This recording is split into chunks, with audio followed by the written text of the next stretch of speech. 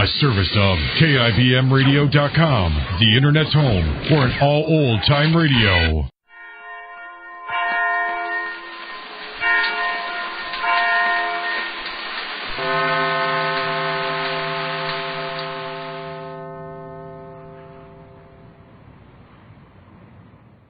This, I believe. Dr. Ahmed Zaki Abushadi is a poet, painter, bacteriologist, and writer on science and humanism. He was born in Cairo, Egypt, and educated there and in England. Since coming to the United States, he has worked in the areas of art, literature, and the theater for the United Nations and the Voice of America. Here is an adaptation of the creed Dr. Abushadi formulated for the Arabic edition of This, I Believe. As a young man, I was greatly influenced by the stories I read about the heroism of great men of the past. What I learned of their love of freedom made a deep impression upon me. However, it was the merciless circumstances of my own experience which made book lessons secondary and led me to believe in and hold on to freedom as I hold on to life itself. Gradually, freedom became for me not only a synonym for life, but even for the Almighty. For the sake of freedom, I preferred to leave my country when tyranny was throwing independent thinkers into chains. In order to speak my mind and gain intellectual and spiritual liberty, I suffered the material and moral hardships of voluntary exile. This, I found, was the inevitable price of the task I had set myself, that of upholding the principles of my beloved birthplace and serving the ideals in which I believe. Life taught me all this, and I followed its teachings with confidence and ease, never regretting that I obeyed them. How could I regret what was simply justice to myself and my most deeply held principles? As much as I believed in freedom for myself, I believed in freedom for others and tried to realize it for them. Thus I learned not to be egoistic, since egoism and lowliness are twins and both are contrary to human dignity. Likewise, I learned that endurance and perseverance are ingredients of this dignity. وَمَا سِرُّ الْحَيَاةِ سِوَى احْتِمَالٍ سَوَاءٌ لِلْهَنِيِّ وَلِلشَّقِيِّ. The secret of life is but endurance, whether for the happy or the unhappy. However, it is the endurance of the struggling fighter in the cause of a noble belief which he preaches for the benefit of mankind, not the submission of the stricken coward that is meant. Life taught me as well not to blame others as much as I blame myself for failures which might have been avoided if I had been wiser and more wide awake. Hence life taught me tolerance, even if I were slapped for it. For I found that toleration is an element of loftiness, and loftiness is fundamental to human dignity. I always feel that the blow aimed at me does more real damage to the aggressor himself. Moreover, a tolerant attitude toward him makes him feel the meaning of this inevitable and automatic punishment, and often brings him back to the human fraternity. However, I have never believed in the toleration of evil at the expense of my dignity and idealism.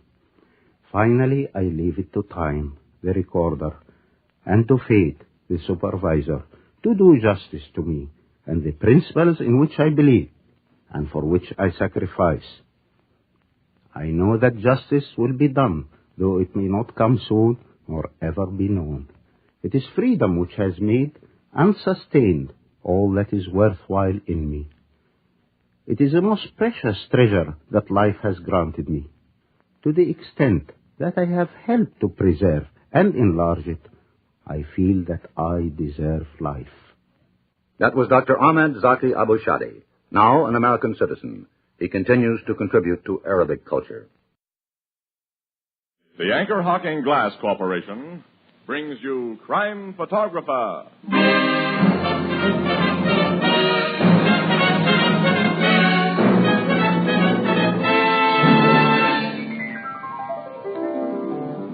Hello, Miss Williams. Casey? Hi, Ethelbert. Ethelbert, do you know what Casey just wanted to do? What, Miss Williams? Well, they just put in a fresh cement sidewalk next door, and Casey wanted to stop and write his name in it. He'll never grow up. Well, Casey's a great name. Oh, well, I'll go you one better than that. Oh, hello, Mr. Marvin. Sure. What about Anchor Hawking? You know, Anchor Hawking is a great name in glass.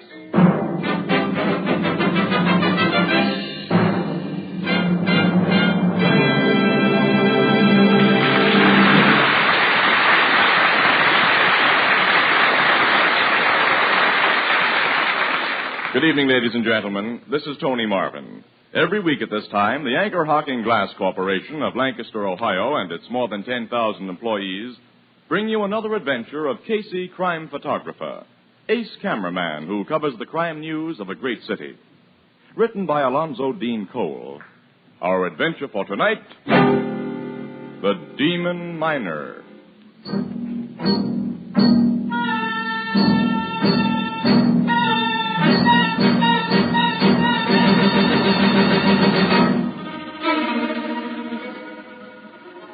Morning. A desolate little graveyard. In the distance, beyond the gray tombstones, can be seen the stark outlines of a towering coal breaker and row upon row of coal miners' cottages. Shivering in the cold rain, a small group of men stands bareheaded. Won't be long now, Eddie. No, Frank. In a couple of minutes, they'll start shoveling dirt on poor Joe's coffin. This is the 6th time in just the last 2 months that you and me have come to the graveyard to watch a guy we've worked with put away. I'm thinking of that, Frank. I've known plenty of accidents to happen. But when 6 in a row get killed by fallen roof rock, one right after another in the same mine level, well, it makes you wonder. Yeah, especially when you're cutting out coal in that level yourself like we are. Some of the guys say there's a hoodoo on Bristol level, Eddie. Old Gus Hapsel says there's worse than that. I've heard what that guy says, but that old guy's crazy. You think so, huh? Huh? Oh, hello, Gus. I am just stand close by and hear you talk. So you think I be crazy, Frank? Because I say a demon is kill mans in Bristol level at Stakeville Colliery. Any guy who says that is crazy. You do not know what we of old country know. I was talking to a Welshman the other night, Frank, and he said when he comes from plenty of miners, there's something funny that happens underground. Spirits called knockers and spriggans and demon miners. Oh, nuts. He says this demon miner works with a pick about 10 times the size of ours, a pick that makes a big hollow sound. And when guys hear it, it means someone's going to die. I have heard that speak in Bristol level. Also, I have seen the demon there. I still say nuts. It was when Nick Tanofsky got killed. I'm working place next to Nick. All at once I hear big thump, thump, thump. And I hear Nick yell. I run quick for my place to see what happened. And in the tunnel, number 5 tunnel, I see demon. He's dressed like miner, but his face is white. White? Yeah. He have big fat cheeks, not like a man's. You tell that hooey to somebody else. All right, you be wise guy. But remember what I tell you. Someday in the mine, you will hear and see the demon miner.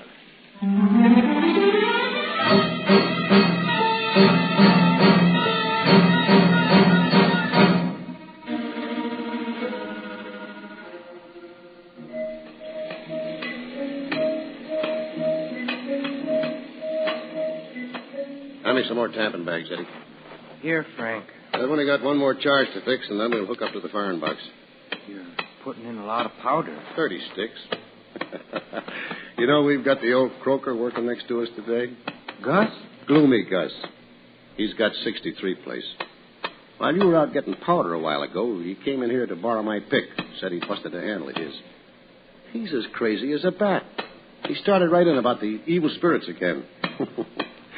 I guess I made him sore at the cemetery the other day. He seems to really believe he saw that demon miner. And he ought to have his eyes examined, or his head. Hello, guys. Huh? Oh, hello, Douglas. Hello. I just thought I'd tip you fellas off that the inside foreman's down here again this morning checking up.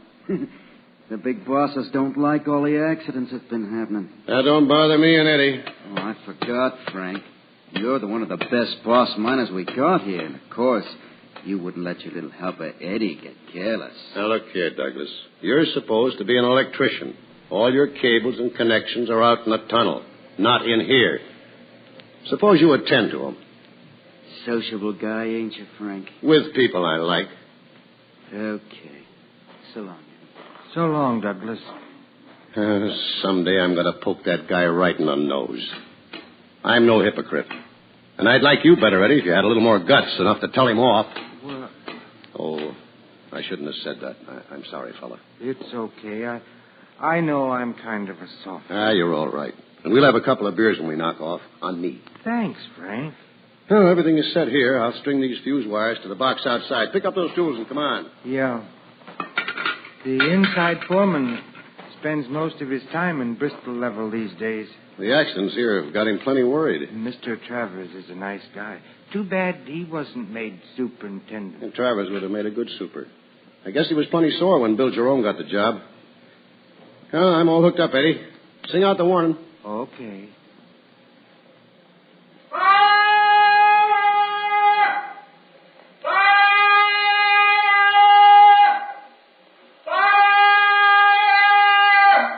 Here she goes.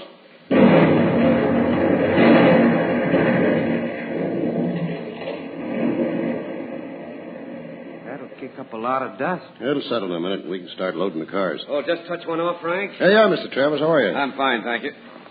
How are you, Eddie? Okay, Mr. Travers. You fellas seen that electrician Douglas around here? Just a few minutes ago. He went down tunnel number 5. Oh, thanks. I want him to do a job. Yeah. Frank. Yeah? You and Eddie are always careful to test roof rock after you blast. Oh, sure, Mr. Travers. Okay. See you later. He's worried, all right. Yeah, I bet he ain't as worried as that new super is. Jerome's the guy the big bosses hold responsible for production. And that's dropped off plenty on account of them accidents. Yeah. A lot of guys are superstitious. They won't work in Bristol level anymore. Croaking old gloomy Gus has had a lot to do with that. Well, dust should be settled by now. Let's go back. Okay. Hand me that safety lantern. Yeah, it burns all right. No gases here. Coal broke up nice. Gus has my pick. Get it from him, Eddie. I'll use yours to sound the roof rock while you're gone. I'll get your pick from Gus. It's solid here. This is okay. That chunk has to come off. Everything looks all right now. Officer. Look. What makes that knocking? Hey, who are you coming in here? That white face. Don't!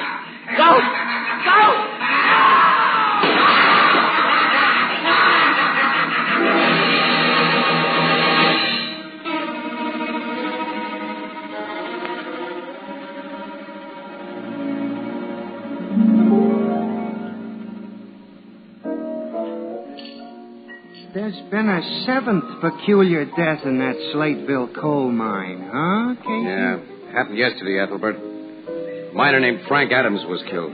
Apparently by a piece of falling roof rock, like the other men before him. Yeah, and a few minutes ago, City Desk gave Annie and me an assignment to go to Slateville and look around. Mm-hmm. We're taking an early train tomorrow.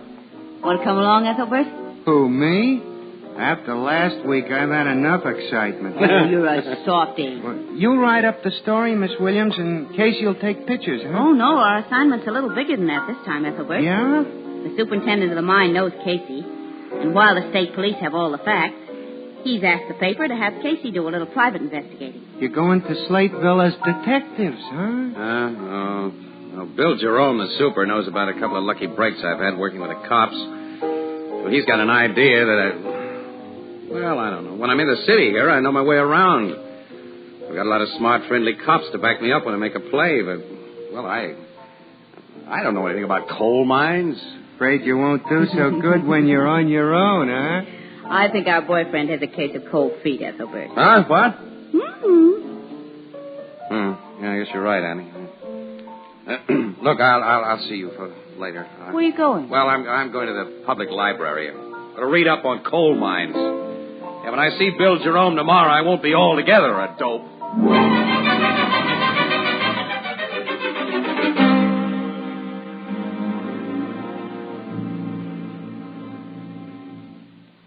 Casey, this latest roof rock accident differed from the previous ones in an important particular. Frank Adams lived long enough to mumble a few words. Yeah? What were they, Bill? White-face demon miner. Demon miner. Say anything else? Nothing that could be distinguished. This Gus Hapsel you mentioned, he described the demon miner before as having a white face, didn't he? Yeah, after Nick Tarnowski was killed. Yes, and this thing was dressed in miner's working clothes and had very fat cheeks. Yeah. Well, who was the first to reach this miner, Frank Adams? Gus Hapsel was. He usually worked next to Adams, but he'd gone to borrow a pick.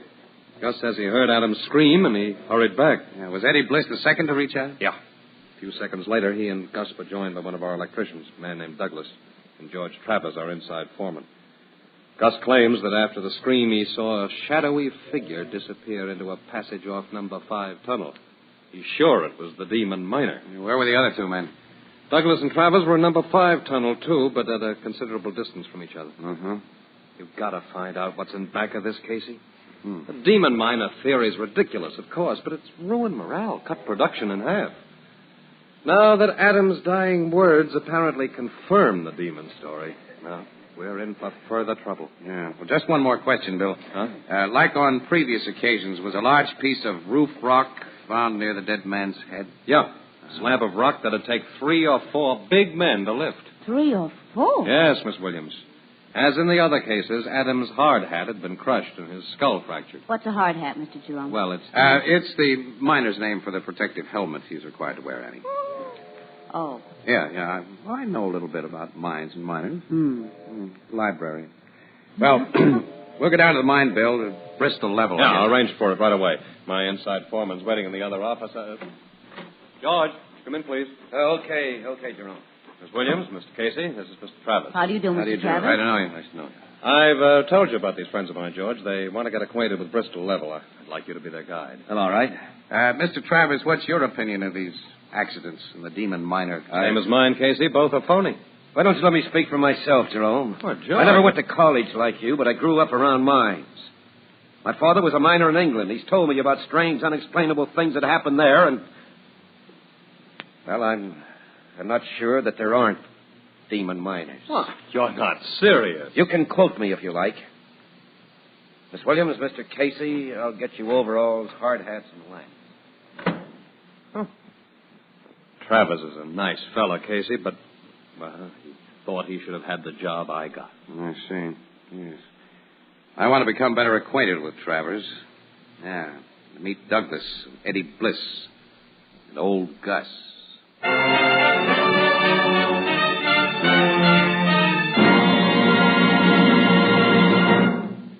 Planning interesting, well-balanced menus is hard enough at any time, and during Lent it's doubly difficult. But here's one more occasion when Fire King Oven Glass comes to the rescue. All sorts of delicious, nourishing meals can be planned around a single big Fire King Oven Glass casserole dish. Macaroni and cheese, baked with milk and covered with a magnificent crown of golden cracker crumbs. Old-fashioned New England baked beans with a rich brown molasses sauce. Scalloped oysters, and literally hundreds of other mouth-watering main courses. Fire King Oven Glass is a must in American homes for these 4 all-important reasons. It simplifies the planning of meals. It simplifies housekeeping because it cuts dishwashing time by a full 2/3. It saves the precious vitamins which are boiled out of foods in top of the stove cooking. And its cost? Well, it's incredibly low. Ask for Fire King Oven Glass at your favorite chain, variety, hardware, or department store. Each piece is guaranteed for a full 2 years against oven breakage. Beautiful, practical, inexpensive Fire King Oven Glass is a product of Anchor Hocking. A great name in glass.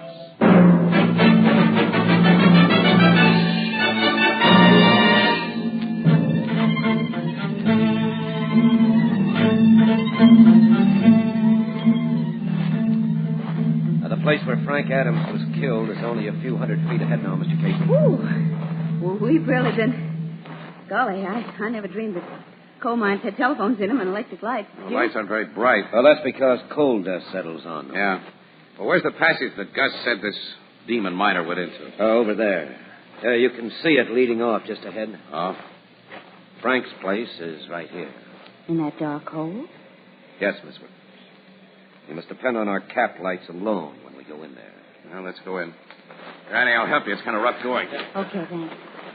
Now, Frank and his helper had just blasted a face before he was killed. Actually, the coals heaped all over.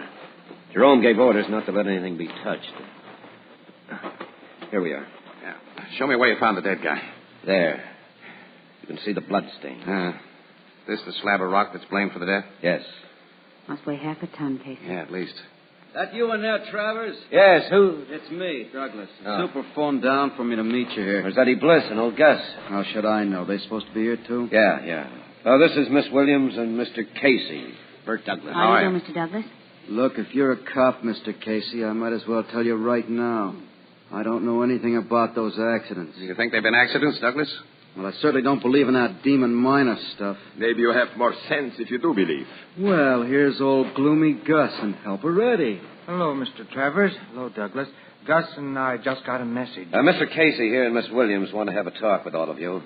Eddie Bliss and Gus Hapsel. How do you do? Anita. All I know about the accident, Mr. Casey, is that poor Frank was lying there with Gus kneeling beside him when I come running in, and that big slab of roof rock. That hunk of roof rock did not kill Frank Adams. It was the demon miner's peak that bust his head. Ah, you're nuts, Gus. Maybe he isn't, Douglas. Say, Mr. Travers, you don't think... I'm keeping an open mind. What all this got here? What'd you just pick up out of that coal, Mr. Casey? Nothing at all. Casey? It was something. You just stuck it in your pocket. Yeah, I see you, Never mind, we'll talk about it later. Well, now, there's no reason for me to keep you from your work. You can go ahead. Go after we just got here? Yeah, Douglas. Yes. And I want to talk to all of you again about an hour from now. Okay. Going down number 5, Eddie? Yes, Douglas. Come on. This is screwy. Taking that guy off his job and... You want to talk with me later, huh? Yes, Gus. All right. I go back to work. Mr. Casey, I don't quite understand. Look, I'd like to examine this place with Miss Williams alone, Mr. Travers, if you don't mind. Well, you want me to go, too? Yeah, if you don't mind. Only outside in the tunnel for a few minutes. I'll call you when I'm through here. All right, I'll wait for your call. What's this all about, Casey? Annie, I want one of those 4 guys to get very nervous. Oh, they seemed very nervous when they left just now. Yeah. What was it you picked up out of the coal? Here, take a look. A black powder puff. It's just an ordinary powder puff covered with coal dust, Annie, and underneath the coal dust, when I ruffle it up it's like full of this... white powder. Get it, Annie? The white face of the demon The miner. man covered his coal-grimed face with white powder. Sure. And then after he made his kill, all he had to do was to rub some coal dust on his face over the powder, and he could reappear almost instantly in his normal character. listen, all of those 7 men have been murdered then. I think so, Annie. But how? Nobody could lift the huge rocks that crushed their skulls. Annie, look. Couldn't the killer have bashed his victims with a hunk of rock that he could handle, and then have dragged the bodies over near another piece too big to handle, just to make things look like they weren't? Oh, but why were the murders committed? And who done it? I don't know yet. Look, I'm going to call Travers back and leave you here with him. With the excuse that I want to explore some of those side passages alone, which I do. After that, I'm going to make whoever dropped that powder puff a very nervous guy.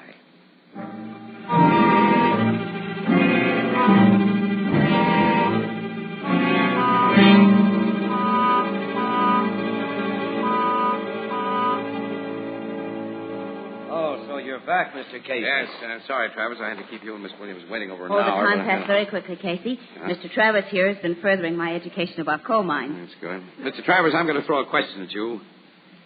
If the recent deaths here were really murders, whom would you suspect of committing them? I think the man you should investigate is Douglas. Huh? Why? Well, he's always got a chip on his shoulder. He doesn't like anybody. Nobody likes him. Have you got anything real on Douglas? No. Okay, well, look, would you bring him in here, and old Gus and Eddie Bliss? I'd like to talk to all of you together. All right, I'll be back with him just as soon as possible. Annie, these boys seem to be playing a game, you know that? Each one trying to throw suspicion on the other. Did you learn anything worthwhile from the others? No. The killer knows he lost that powder puff, and he suspects that I found it in this pile of coal. So he's afraid, see? He's going to try to get it back, and to bump off the only 2 people who know about it. You don't mean us. Yeah, who else? Annie, switch off your cap light. Oh, now, why? Look, I want you to stay here in this corner in total darkness. I'll be at the other end of this little working where I can be seen. Ooh. Don't worry. I'll be set for trouble, Annie. Go ahead, turn the light off. Mm-hmm. Okay, but... Now we wait. All right. Hey, Casey, I've been thinking about that powder puff. It can account for the dead white face of the demon miner, but it doesn't explain the puffy cheeks and all that. Casey. What? That powder puff you found was mine. What? Yours? Of course I had one of that size in a pocket of these overalls before we came down here, and now it's gone. Annie, Look, this means the whole idea is cockeyed. Why didn't you tell me? me? I didn't know it was gone till now. It never occurred to me to look until I just...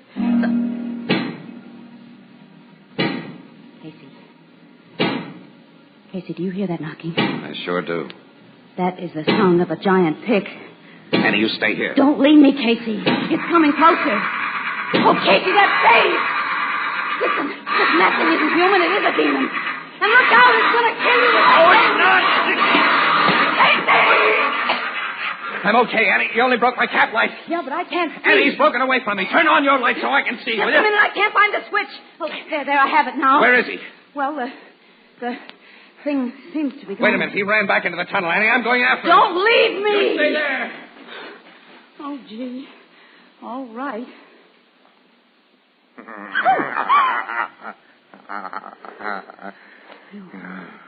I didn't run into the tunnel. I was behind this pile of coal. You come any closer to me? Mm-hmm. Keep away. Don't!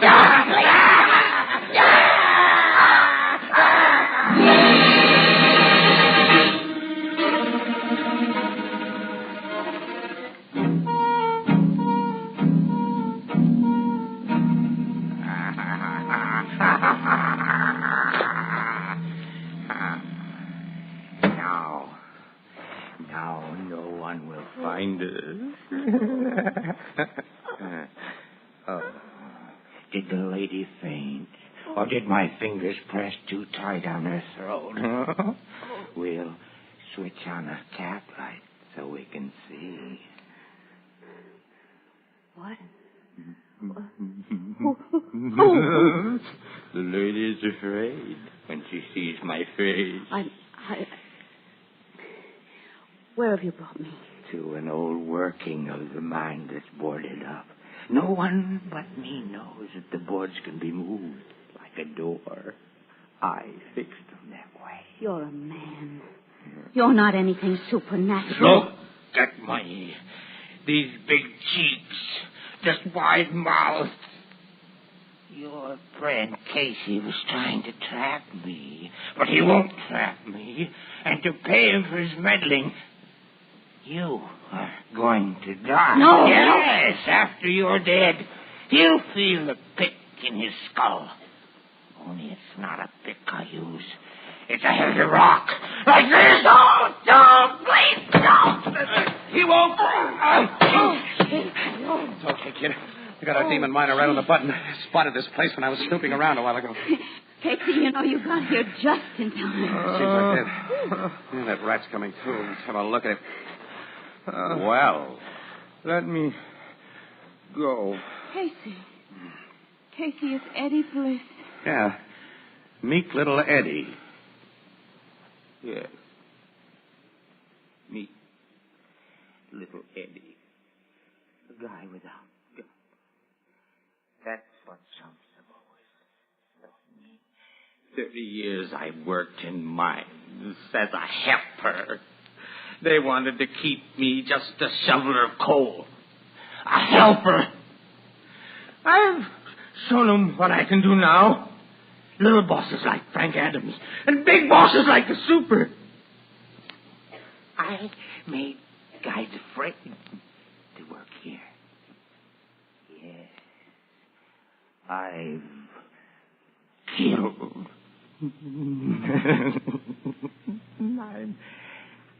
I'm the boss now.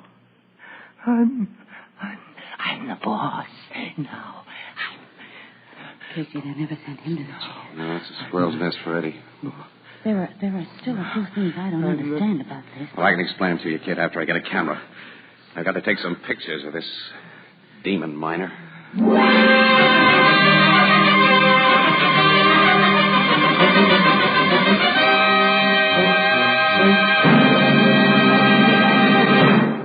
You know, I was brought up on a farm, and we used to figure we were pretty lucky, particularly when we thought of the people who lived in the cities.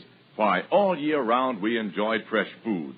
Fish from the lake below our farmhouse, caught through the ice in the wintertime, and fresh vegetables from the vegetable cellar, magnificent hams and sausages during the slaughtering time after Christmas. Well, now that I've become a city man myself, I find that there's no longer any need to envy the people back on the farm.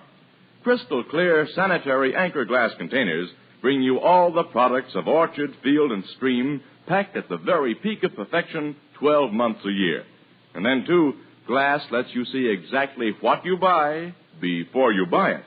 Glass containers preserve their contents perfectly with no effect on taste or flavor.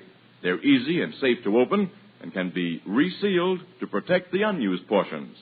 Anchor glass containers and easy-to-remove Anchor vacuum caps, so widely used for the packaging of foods of all kinds, are products of Anchor Hocking.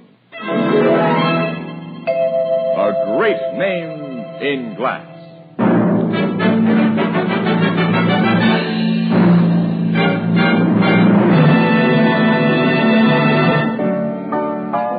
I can see why heavy powder accounts for the guy having a white face in that dirty mine, Casey. But how did he make his cheeks so wide? Well, that was simple, Ethelbert. He used an old kid trick, stuffed a couple of walnuts in his mouth. Which, of course, bulged out his cheek, widened his mouth, and distorted his voice. But when Casey hit him... There, he coughed him out. There's one more thing. The sound of that giant pick you heard. Well, Eddie made that sound by bumping a rock drill against the wall. Boy, did we have luck in busting that case, Ethelbert. You know, Annie, since it was your powder puff that I found in that coal, I can't understand why Eddie made that risky attempt to kill us. He had no reason to believe that we had any evidence. And we didn't have. Boy, I'm a hot detective, all right.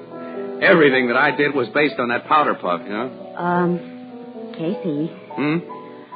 I have a confession to make. What's that? I found my powder puff in my coat pocket. I didn't even take it in the mine. You didn't? Nope. Ethelbert, what's this stuff I hear about a small-timer called Sherlock Holmes?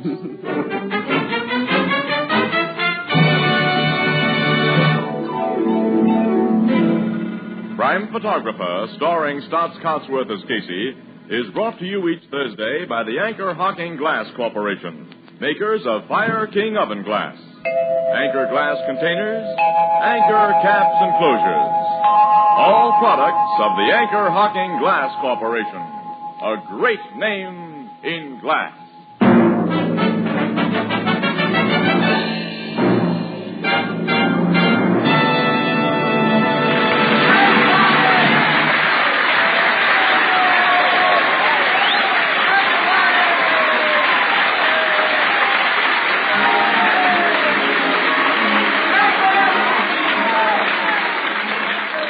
Crime Photographer is directed by John Dietz and features Miss Leslie Woods as Anne and John Gibson as Ethelbert. Eddie was played by Ted Osborne.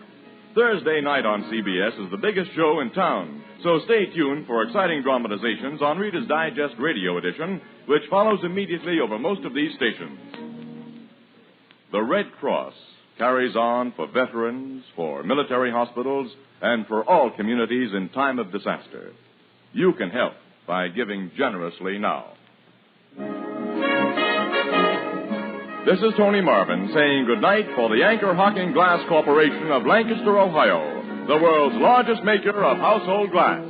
This is CBS, the Columbia Broadcasting System.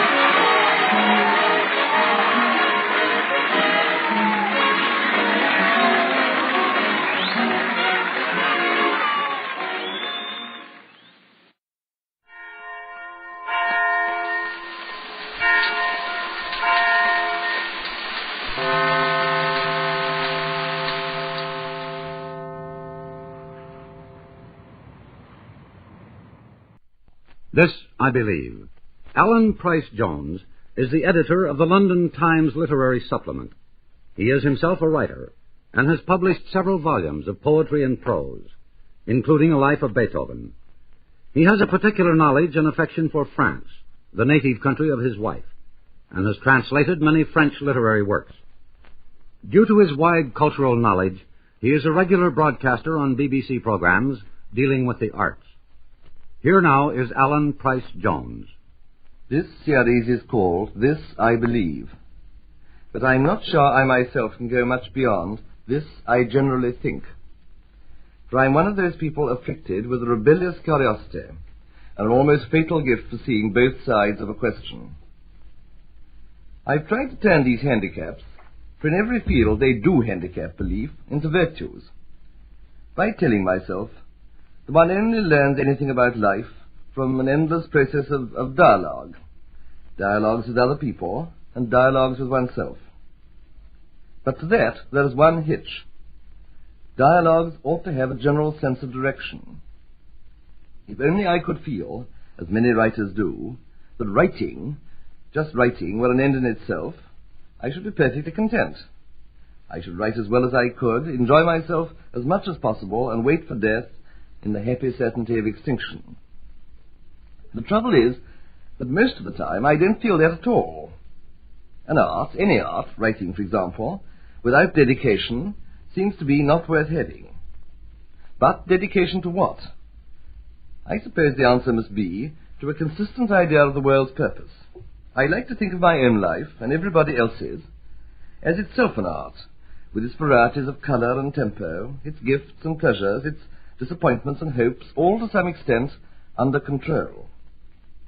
I like to imagine myself perfecting that control all the time, so as at last not to waste a single heartbeat.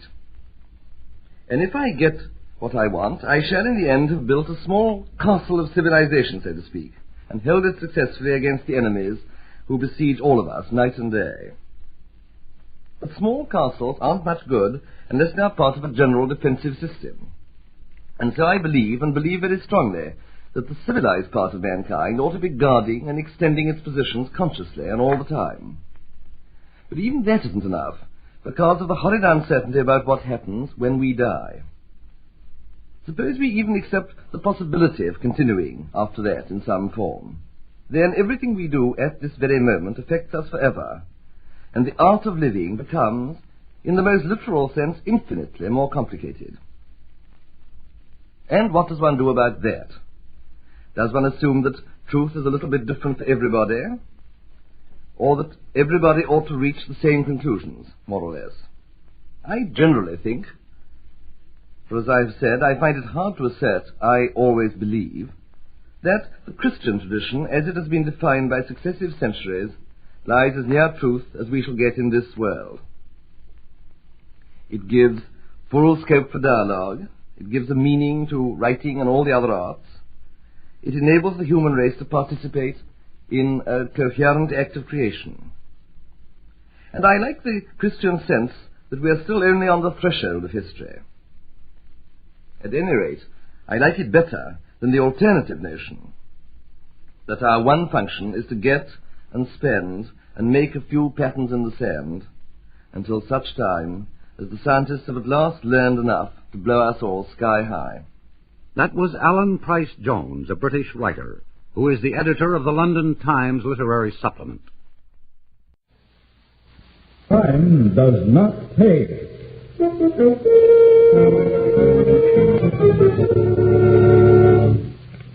I think you better change your mind, Stone. I told you, Lug, I don't repeat myself, not more than once. The boss won't like it. I don't like this kind of operation. You can tell that to your boss. And you can tell him, too, I'm taking my business elsewhere. You can't do that, Stone. The boss controls the territory. You buy from him or nobody? I buy where I please, and I don't buy hijacked goods. Now beat it before I have you thrown out. You're throwing who out of where? I told you I don't repeat myself. You're so right about that, Stone. You won't repeat yourself. Gun, you... To me or nobody. Not with a belly full of lead, you won't.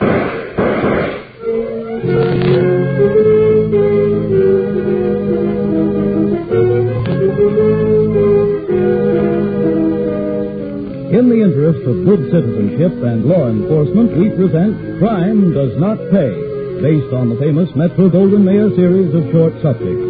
In just a moment, you will hear Once Too Often, starring Herbert Rudley.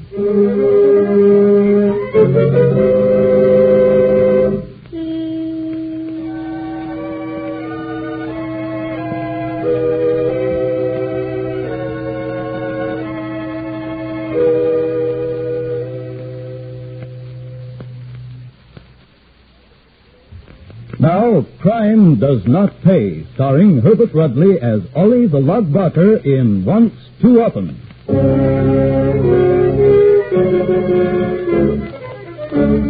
There is a familiar adage that civilization, like beauty, is only skin deep. From time to time, proof of this is offered in the person of people from whom the veneer of civilization has cracked, if it ever existed for them. Ollie, known as the Lug Barker, was such a person. Ollie served his boss, Boss Riggs, in several ways. One was in the collection of outstanding bills. The other, a direct outgrowth of the first, in the swift elimination of debtors who refused to pay. Ollie enjoyed his work, particularly the latter portion. To Ollie's elemental mind, death had no meaning when other people died. This made Ollie valuable to his boss and a trusted lieutenant. Lug, I've got a small job for you. The rope or the piece, boy? Neither is yet. Stick around. I want you to hear this phone call. Right. I'm sticking.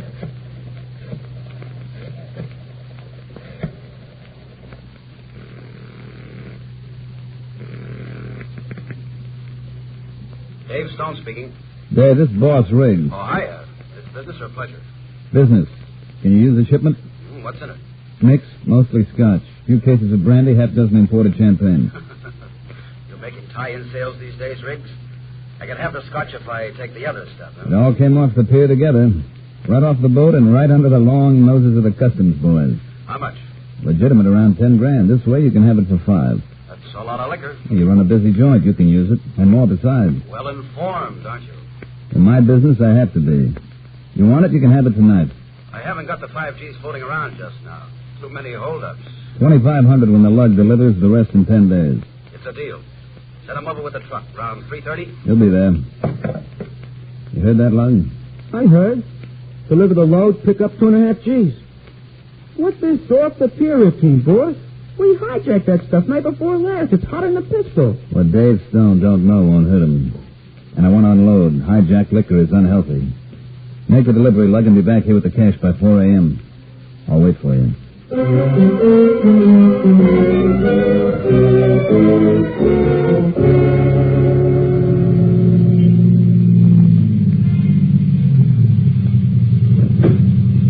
Keep the change, cabby. Good evening, Mr. Barker. Stone inside? I can't see, Mr. Barker. I'll see for myself. I'm sorry. The club is full unless you have a reservation. Out of my way, jerk. I said I'll see for myself. Good evening, Mr. Barker. All you guys say the same thing. Why don't you change the script? I'm very sorry, Mr. Barker. As you see, the rope is up. A very good house tonight. Stone here? I will see, sir. Never mind. Anton, I don't think Mr. Stone is in yet. Now I know he's here. And he's wise.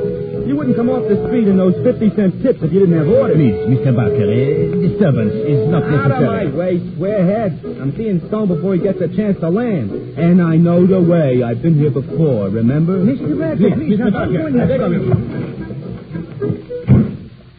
Lug? Yeah, the lug. Well, Lug? It's 3 weeks. The boss gave you 10 days for the balance. 2.5 Gs. Pay. I don't pay for stolen goods. Who says? I do. That load was hijacked. They took me for $2,500 on it. Okay, that's the way the game's played. I take my chances buying from Riggs. He takes his chances on getting paid for stolen liquor.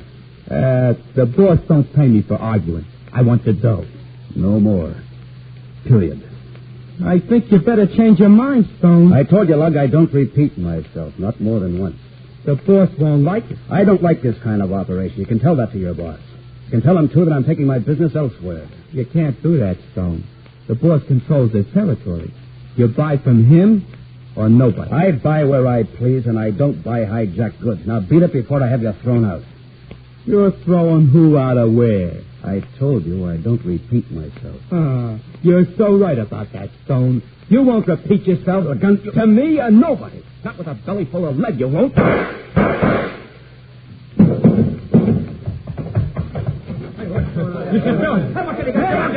Anton, we shouldn't. This one is shooting us for skull. Only I'll blast you. You'll blast nobody else, you gun-crazy coon. All right, Anton. Now we call the cops.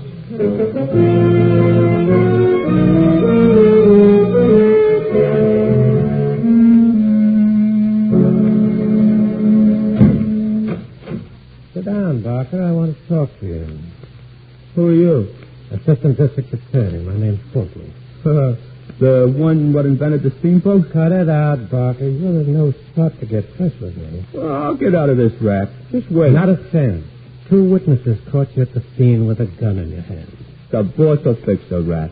You can't fix a killing, Barker. You've been around long enough to know that. I've been around long enough to know that no DA comes down to this stinking jail just to talk. That depends, Barker. On what? On what we might talk about.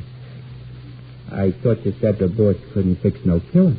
The boss, as you call your employer, Riggs, can't fix anything. But he can cost the taxpayers a lot of money by hiring the kind of lawyers who stretch your case for weeks. Yeah, well, that's all right with me. The jury gets sick and tired of them, they're liable to let me off. I've seen it happen. Mm-hmm. On the other hand, they may get so angry at losing valuable time from their regular work that they'll convict you. And a first-degree murder conviction, Barker, well, a man with your record doesn't get pardoned. Okay, Spieler, so get to the point. You want to fry me. It'll look good next election. I'm not especially anxious to, as you put it, fry you, Barker. No? Well, what then? You making with a deal? In a way. I want a conviction. You don't want a fry. Now, there may be common ground someplace in between. Look, mouthpiece, them fancy words mean something, I know. Suppose you spell it out for me. Nice and slow. We don't have to go to trial at all, Barker. One minute you got me all strapped in a hot seat, next you say I don't even have to go to no trial. Make up your mind. The judge might accept a plea of manslaughter. Oh, at last he tells me. Cop a plea. You talk to my mouthpiece? Riggs hasn't hired one yet. I'm talking to you. I gotta see a lawyer. You guys got too many tricks. Now, look, this is very simple, Barker. Even you should understand. Now, look. You stand trial, you'll go to the chair. I don't believe there's any doubt about it. You plead guilty to second-degree manslaughter, behave yourself in prison, you come out alive after not too much time. How much time? Well, it depends on the judge. I'd say about 5 years, no more than 7 or 8. I'm not promising that, Barker, but that's the usual thing. Well, Barker? I don't know. You get your life, I get my conviction. The state saves expense, everybody gets a break. How about it? You know, you sound like just one of those characters at a circus. Step right up, folks. Everybody wins. Nobody loses. Everybody wins. No joke, Barker. Killing a man is no joke. Except maybe to someone like you. What do you say? Take it or leave it? You think I'm a dope? Of course I'm taking it. Match. What else?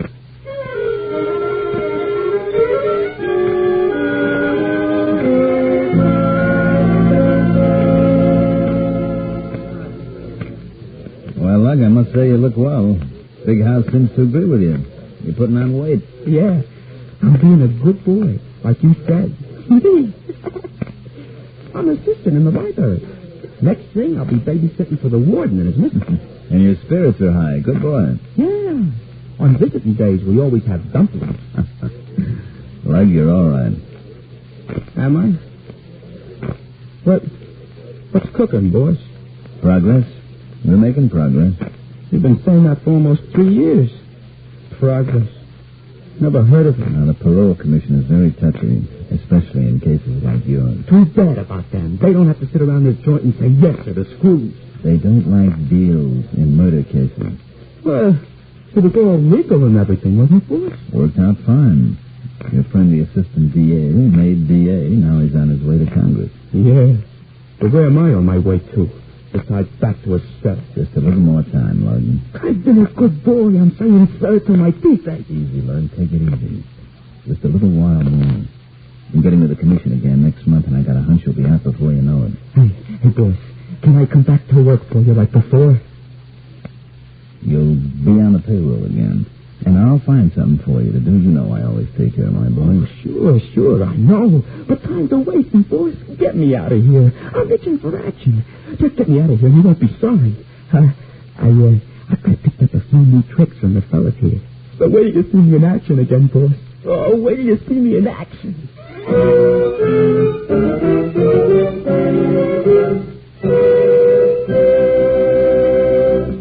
just a moment, Crime Does Not Pay will continue with Once Too Often.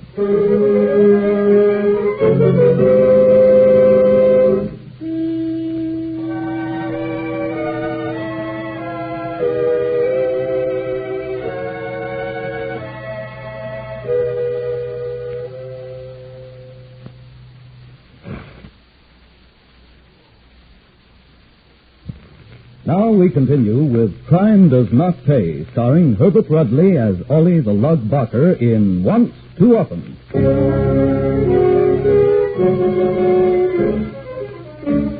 In due course, the good offices of the boss and his battery of legal talent worked for Ollie. The lug came out of prison on parole. The warden delivered his usual lecture. The guards, hardly fooled by the good behavior which had marked the lug's sojourn in the big house, escorted him to the gate, and he was on his own. Fully prepared to make his own way back to the city and the boss, the lug was surprised to find a car waiting at the gate. Ollie, want to ride? Oh, Nick. Joey, what are you doing here? Well, that's easy to figure, isn't it? Older brother calls for younger brother and hopes he can help the young fella go straight. You don't sound like you believe that yourself. I'm not sure I do, but Ma wanted me to come up here, so I did. Get in. Don't mind if I do. Home, James. You want to come home? Could be. Ain't seen the old lady since the day I copped that plea in court. You were lucky they let you off that easy. It was a deal. Connection. You gotta have connection. I suppose you do. In my business, you do. Meaning not in mine? Unless you do a lot of cleaning. The boss could help you in that racket, you know. He runs the cleaners in town. No, thanks. I'm doing all right. If I need any connections, maybe I'll ask you. The tailor business not so hot, Joey? It's honest.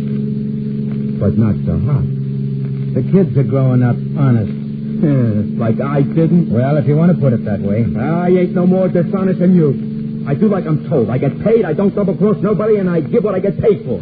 That's honest. Yeah, I suppose that's why you went to prison. That was an accident. How should I know that squarehead in the doorman was there to grab me? And that the doorman had a blackjack? Can't figure everything. And I still say I'm honest.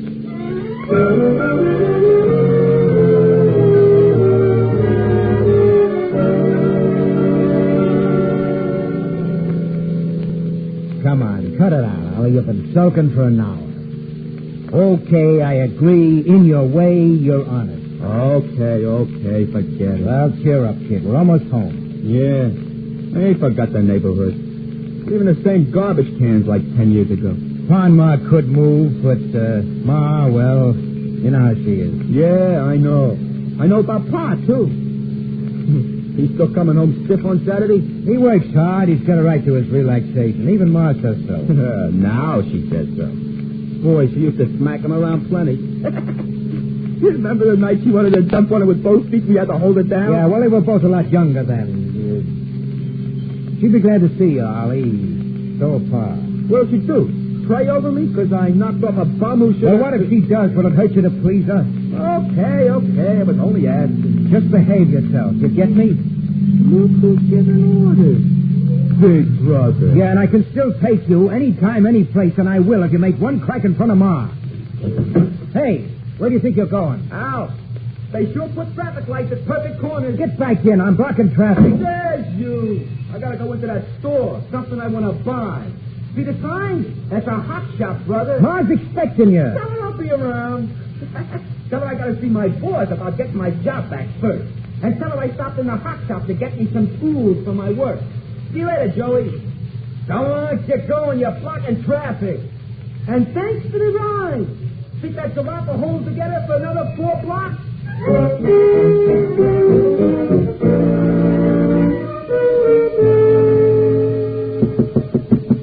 Come in.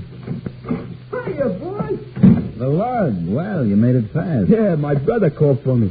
You a brother? Why not? And a father and a mother, too.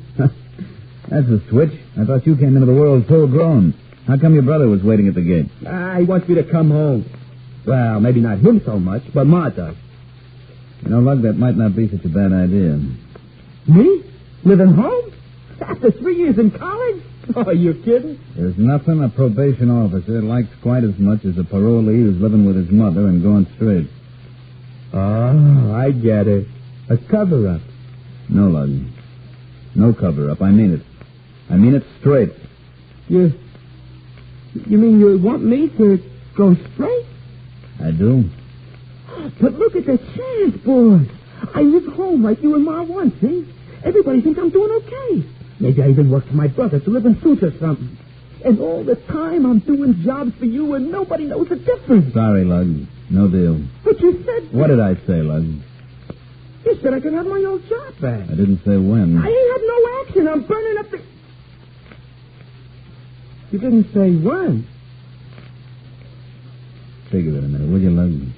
What good are you to me right now? Just as good. Maybe better than before. You're on parole. Every cop around will be watching you. They probably know you're here right now. Any job you do, they'll trace right back to me. I can't have that, Lug. I'm sorry, but I can't risk my business like that. So what you screw me for? Because I always take care of my boys. You're on the payroll, kid. Half pay, but that's not bad. I don't want no dough for doing nothing. You'll be doing something. You'll be staying away, far away from me. One of the boys will bring you your dough every Friday. I want to work. I tell you, I got great ideas. No dice, Lug. You do one job and you'll go back and finish out your term. Nobody's got to know. But they'll know, Lug. Believe me, they'll know. Look, boy, I left Joey at a traffic light, see? On account of because there was a hot shop on the corner, which I knew from the old days. Look what I got, boy. Sawed-off 38, spring knife, got a 5-inch blade. Shells for the 38, besides what's in the cylinder now, an ice pick. All I got to do is file it a little at the point. Did I do good, boy? All this stuff, and I ain't been out 6 hours yet. Lug, don't you know you violated your parole just by carrying these things? You don't have to use them, just carrying them is enough. But you said I'd have my job back, so I picked up my tools. Out, Lug. Out? What do you mean, boss? Scram. Eat it. Slow. In other words, no work here, Lug. But you said... You reminded me about that before. I told you no. Not now, and I mean it. You're through. If you're not out of here in 5 seconds flat, you'll go off the payroll as well. I do the dirty work. I go to school. I'm the guy who gets the juice mill. I'm the guy who says third with a spoon. Shut up, Lug. I won't shut up. I won't let you talk to me like I was a school kid. Get out. Now. I never crossed nobody in my life. You got no right to cross me. Any more of this and you won't get out of here alive. What do you think you're talking to? I'm the guy who knocked off Louis Davis. I'm the guy who took care of Numbers Jackson. I'm the guy who blew a hole in Dave's stone. Nobody talks to me like that. Nobody. You want me to call the boys, Lug? You don't call nobody. Not when I got this in my hand. Lug. A 5-inch blade, boss. Lug. Brand new, sharp as anything. Stay away from me, Lug.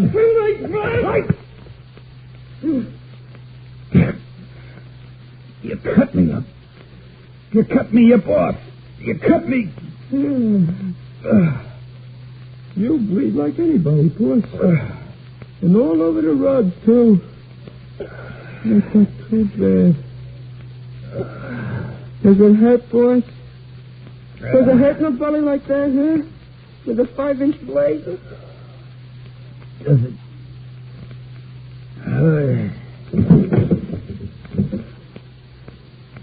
You shouldn't have done it, boss. Shouldn't have thrown me out. You shouldn't have tried to throw me out.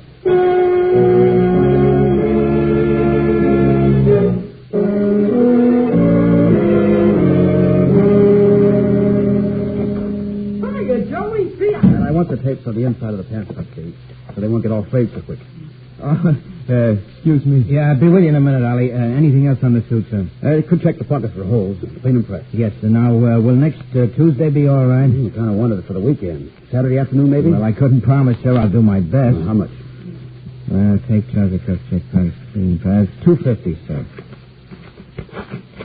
There's your slip, sir. And stop in Saturday. I'll try to have it ready. Thanks. I'll be here. See you Saturday. Okay, Ollie, what do you want? You don't have to be so tough. I come home like you said I should. Yeah, I see. Only this store ain't home. What'd you hear from your boss? Nothing. And I ain't going to hear nothing. He fire you? I said I ain't going to hear nothing from him. Well, go on up the house. Ma's waiting. Well? You're going to let me work for you, Joey? You can start delivering on Saturdays, maybe. I'm busy Saturdays. What's wrong with you? You going straight, Ollie? Ma wants I should, don't you? First time you ever cared what she... Get your hand out of that jacket pocket, Ollie. It ain't your jacket. I'm responsible for it as long as it's in my store. There's nothing in it anyway. I know you, Ollie, from way back. There's nothing in it now. You saying I took something? I know you did. Open your hand. Okay. Nothing but a lousy $50. Give it here. Find us cheaper. That's stealing, Ollie. I found it. It's mine. You stole it from a customer's pocket. Give it here, I said. I never stole nothing. Except maybe fruit from in front of the grocer's when we was kids. I want that $50. Come and get it. I told you I can still lick you. Don't touch me, Joey. I'm sick of you. I'm sick of making Ma think you're doing okay. I'm sick of hearing what a wonderful boy her baby is when I know... What do you know, Joey? You know I'm dangerous? Huh? And hot in the pistol? You know I just give it to the boss, Joey? Did you? Ollie. Shut up, you mealy-mouthed sewing machine jockey. I'm sick of your baloney. Ollie, put away that gun. Sure. I'll put it away, Joey. After I'm done using it. Ollie!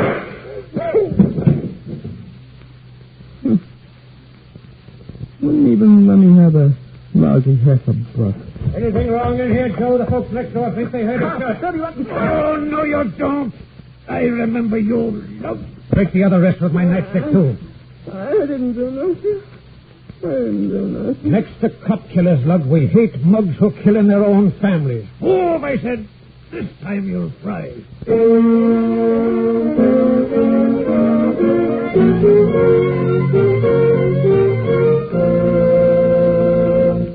Crime does not pay.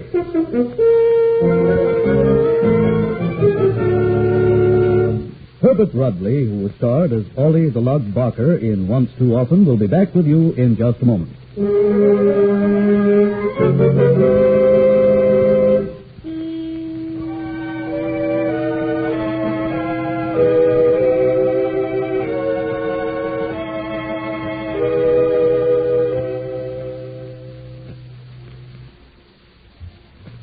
Now, here in person is Herbert Rudley. At first glance, there may seem to be little or no moral to the story of Ollie the Lug. Ollie was a killer and found the end reserved for criminals of his type. But the fact remains that Ollie did kill once too often, more because of the eagerness of the authorities to achieve a conviction than because of any skill of his own in evading the law. Until proper provision is made for the correct scientific study of every person like Ollie who comes within the purview of the law, cases like Ollie will continue to be handled as ordinary cases. People like Ollie will continue to be a menace to society as a whole. Here, in terms of life or death for everyday citizens, we can see once again that for all of us, as well as for the criminals, crime does not pay. Thank you, Mr. Rudley.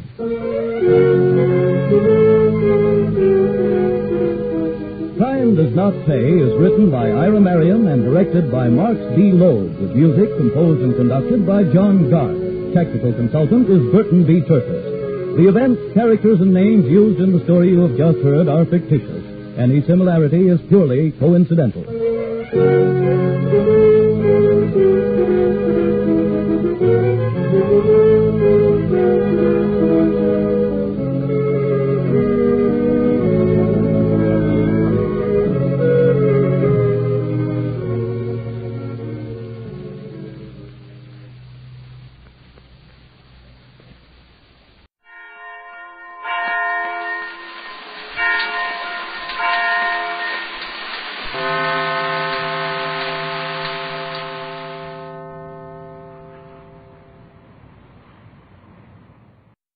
There is one essay from the 1950s for which we have been unable to find the audio. Albert Einstein. Einstein published his General Theory of Relativity in 1916. He won the Nobel Prize for Physics in 1921 and taught for many years at the Institute for Advanced Study at Princeton. We asked our friend, correspondent for NPR Science Desk, Robert Krulwich, to read his essay aloud. The chance to be Einstein, he said? Yes, I'll do it. The most beautiful thing we can experience is the mysterious, the knowledge of the existence of something unfathomable to us, the manifestation of the most profound reason, coupled with the most brilliant beauty. I cannot imagine a God who rewards and punishes the objects of his creation, or who has a will of the kind that we experience in ourselves. I am satisfied with the mystery of life's eternity, and with the awareness of and glimpse into the marvelous construction of the existing world, together with the steadfast determination to comprehend a portion, be it ever so tiny, of the reason that manifests itself in nature. This is the basis of cosmic religiosity, and it appears to me that the most important function of art and science is to awaken this feeling among the receptive and keep it alive.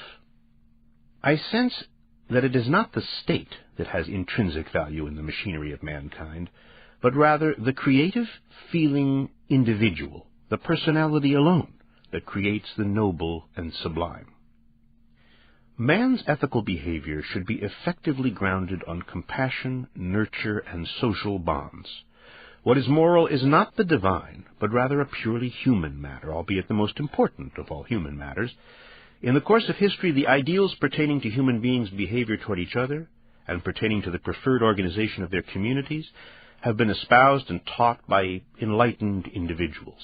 These ideals and convictions, results of historical experience, empathy, and the need for beauty and harmony, have usually been willingly recognized by human beings, at least in theory. The highest principles for our aspirations and judgments are given to us Westerners in the Jewish Christian religious tradition. It is a very high goal, free and responsible development of the individual, so that he may place his powers freely and gladly in the service of all mankind. The pursuit of recognition for their own sake, an almost fanatical love of justice, and the quest for personal independence form the traditional themes of the Jewish people, of which I am a member. But if one holds these high principles clearly before one's eyes and compares them with the life and spirit of our times, then it is glaringly apparent that mankind finds itself at present in grave danger. I see the nature of the current crisis in the juxtaposition of the individual to society. The individual feels more than ever dependent on society, but he feels this dependence not in the positive sense, cradled, connected as part of an organic whole. He sees it as a threat to his natural rights and even his economic existence. His position in society, then, is such that that which drives his ego is encouraged and developed, and that which would drive him toward other men, a weak impulse to begin with, is left to atrophy. It is my belief that there is only one way to eliminate these evils, namely, the establishment of a planned economy coupled with an education geared towards social goals. Alongside the development of individual abilities, the education of the individual aspires to revive an ideal that is geared towards the service of our fellow man, and that needs to take the place of the glorification of power and outer success. Robert Krulwich, reading Albert Einstein's essay for This I Believe.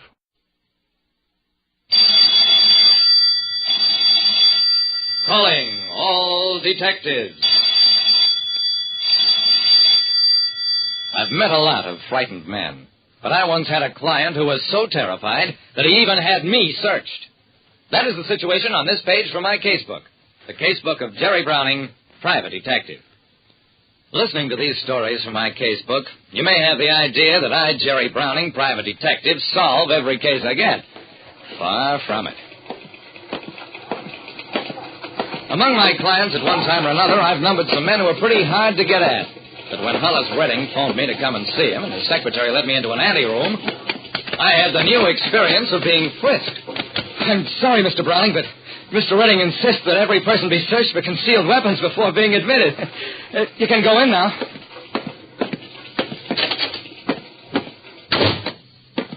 Hollis Redding was a 120-pound man sitting behind an 800-pound desk. He jumped up as I entered. Browning, did Frank Carter search you before he let you in to see me? If you mean your secretary, yeah, he did. Then why didn't he press the alarm button when he found your gun? He didn't find my gun. Take it easy, Mr. Redding. It's not his fault. I just don't happen to have a gun on me. Oh, well, it's all right then. Sit down, Browning. Look, Mr. Redding, I don't know what your trouble is, but believe me, it won't seem nearly as serious after you talk about it. Redding blinked rapidly. Yes, I will trust you. Mr. Browning, somebody wants to kill me. I don't know who it is or why he wants to do it. Oh, I suspect everybody, even Carter. Mr. Browning, please save my life. A wealthy man was so afraid of being killed that he ordered every visitor searched before admitting him to his office. Redding took a sheaf of letters from his desk drawer. Here are the death threat letters I received, Mr. Browning. I pulled the letters over to me. I'll read them a bit later. What else has happened? At least twice somebody has fired at me. Once while I was going from my car to my house. Another time while I was walking in the grounds. There have been near accidents, heavy objects falling close to me here at the plant, almost being run over in the street. As many as a dozen different kinds of attempts on my life. Have you reported this to the police? Redding grimaced. Yes, I did. They made an investigation, found nothing. I nodded, glanced through some of the threatening letters. Mr. Redding, these letters don't look like the work of the same person. That's what the police said. Browning, I don't care who wrote the letters. Maybe it's a plot. Find out who wants to kill me, and I'll pay you $100. Mr. Redding, my minimum fee is $40 a day plus expenses. I'll do my best, but my fee is not contingent upon results. Redding winced, finally agreed to hire me for a week, and at my insistence gave me a $200 retainer fee.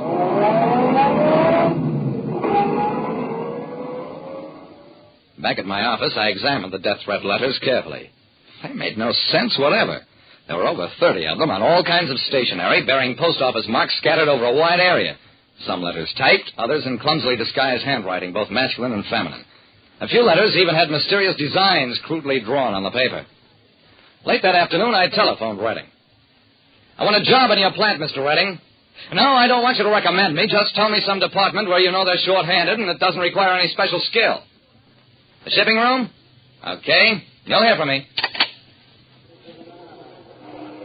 Redding's company manufactured and shipped novelties to all parts of the country. I got a job there as an assistant shipping clerk, and it wasn't long before I heard, "Hey, Joe, has Flint Puss been getting any more letters lately?" "I don't know, but if he didn't, he should." "Okay, maybe it can be arranged." I could have grabbed the two clerks then and there, but the thing seemed so easy, practically falling into the solution of a case, that I decided to wait a bit. It was a good thing I did, because during the lunch hour that same day at a diner near the plant, I sat next to two men whose conversation identified them as bookkeepers for Redding and Company. After a while, they stopped talking shop and... "Do you know, I've been thinking. The effect of that last letter is just about worn off, Mr. R. He's overdue for another." That still wasn't all. Late that afternoon, I heard a truck driver telling one of the girls from the invoice department, "Listen, Toots, if you got a real sizzler to send Redding, give it to me. I'll mail it from down the line." I was reasonably sure I could find other letter writers within his plant, but I didn't bother to report back there the next morning. What I aimed to do was widen the scope of my inquiry.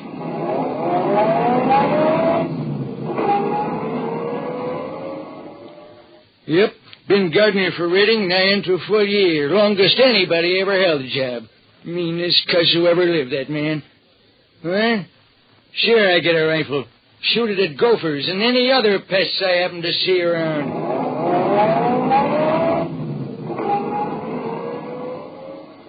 Mr. Redding resigned his membership in this club some time ago.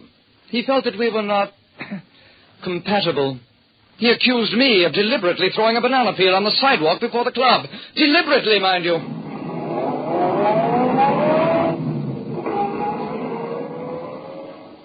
By now, I had a pretty good idea of what was going on. But the payoff came when I checked the handwriting on one letter against samples of the handwriting of Redding's own secretary, the man who'd searched me for a gun. Yeah, the handwriting matched. I walked into Redding's office, put some money on his desk. I've worked 3 days, Mr. Redding, $120. I can't solve the case, which means you have an $80 refund coming. That is. You mean there's no help for me? I must die? I don't think you'll die. Those letters are harmless. As for the accidents, you imagine part of them, the rest are practical jokes. Except that those jokes can backfire. Mr. Redding, everybody hates you. Your employees, your associates, even those who used to be your friends. My guess is that somebody wrote you the first letter as a joke. You made so much fuss about it that others took up the idea, elaborated on it, added near accidents to frighten you further. What happens beyond this point is up to you. If you humanize your behavior and stop acting frightened, the letters and the rest of it will cease. Otherwise, one of these days, somebody will carry the joke too far, and you'll be just as dead as though he'd meant to kill you. It's entirely up to you.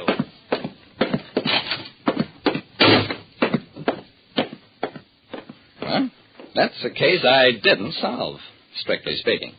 But Redding must have decided I made sense, because about a year later I saw a picture of him at a company picnic. And people were actually smiling. So I guess he worked things out along the lines I suggested. Like I said, it isn't always necessary to solve a case. Sometimes you do better by removing the cause of the crime. Listen next time to Calling All Detectives. Mystery drama, mystery quiz, and a chance for you to match wits with yours truly, Jerry Browning, Private Detective.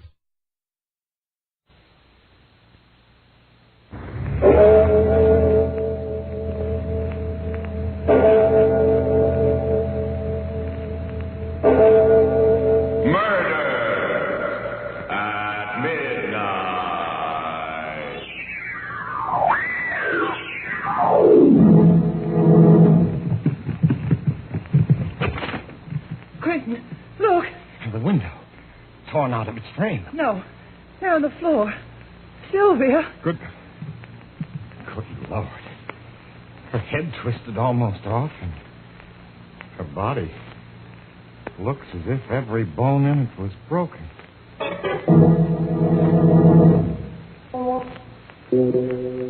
Midnight, the witching hour when the night is darkest, our fears the strongest, and our strength at its lowest ebb.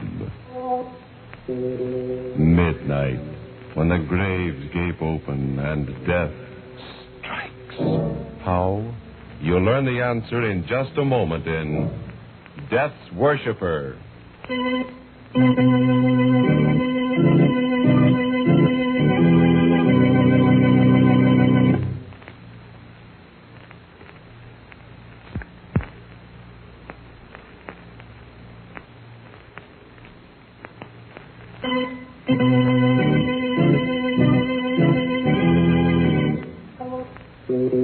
And now, Murder at Midnight. Tales of mystery and terror by radio's masters of the macabre. Our story, by J. Williams, is a tale of fear from afar called Death's Worshipper. On the surface, it's a New York apartment like thousands of others. In a house with a brownstone front on a dark little street. But to Kate Bonney, living here with her brother Peter, it has become a prison cell, a place of menace, a house of terror. I can't explain, Peter. It's as though I were caught in a spider's web, waiting helplessly while the spider comes closer. But, Kate, you still haven't told me just exactly what's troubling you. It's real, Peter. It's a feeling that, well, like in a nightmare when you know something awful is after you and you can't escape. It's drawing closer. It's coming here to this room to find me. What'll I do, Peter? What shall I do? Please, Kate, pull yourself together. You've got to. I'm sorry, Peter. I'll try. Ah, that's better. Now then, let's have it. I can't come home every night to a sister who's afraid of the dark. What's it all about? Do you remember the weekend I spent at Quentin's place in the country? Just after he got back from India? Yes, of course. You couldn't make it and I went alone? The conference in Chicago, I remember. Reminds me, I wonder why I haven't heard from him since. Those letters he wrote about some discoveries he made. Discoveries? Don't mention them. Why not? Because I have an idea that they're behind everything that happened. What do you mean? He didn't even mention the expedition until after dinner that first night. There were just the three of us. Quentin, Sylvia, and myself. He went into quite a bit of detail, describing his reasons for going. The long trip through the jungle. Finally came to a little gone village and tackled what I was sure was the last belt of jungle. That last stretch took us 6 hours. At last we broke out into a clearing, and there it was, towering above us, the temple of Shiva the Destroyer. Oh, that must have been a thrilling moment. Thrilling? You can't possibly know what that meant to me. I was just frightened. Sylvia frightens rather easily. That's not true, Quentin.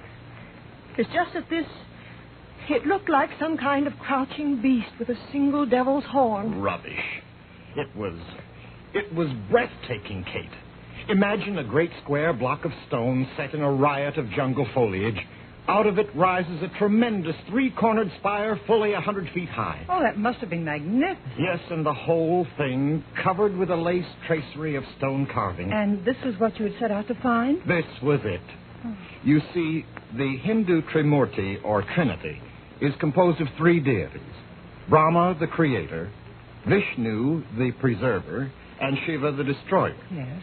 Well, in this tiny district in the hills, there had once been a local cult which worshipped only the destroyer. In a curious and perverted way. Well, the worshippers became their god. I don't understand. When they prayed to Shiva, the god himself entered and took possession of them. They were Shiva, with all the powers and all the frightful energy of the god. Good heaven. No, not a very good heaven. For you see, the heaven of these worshippers was nothingness. Nothingness? Yes. For them, the ultimate goal of man was destruction, the merging of oneself into a kind of cosmic non-existence. Now you can understand how I felt, Kate, when I first looked at that temple. Yes. I suppose that, yes, even a greater mind than yours, Sylvia, might well shrink before the majesty of a concept like that. Well, I know I would have been frightened, too. But India is a place where just such a concept would originate. Life means nothing there. Death flourishes in 1,000 forms. I climbed the spire of the temple and looked down over the sea of jungle to the brown river in the distance and the thread of smoke that marked the village. I was a midget, an ant, crawling over the surface of a giant's house.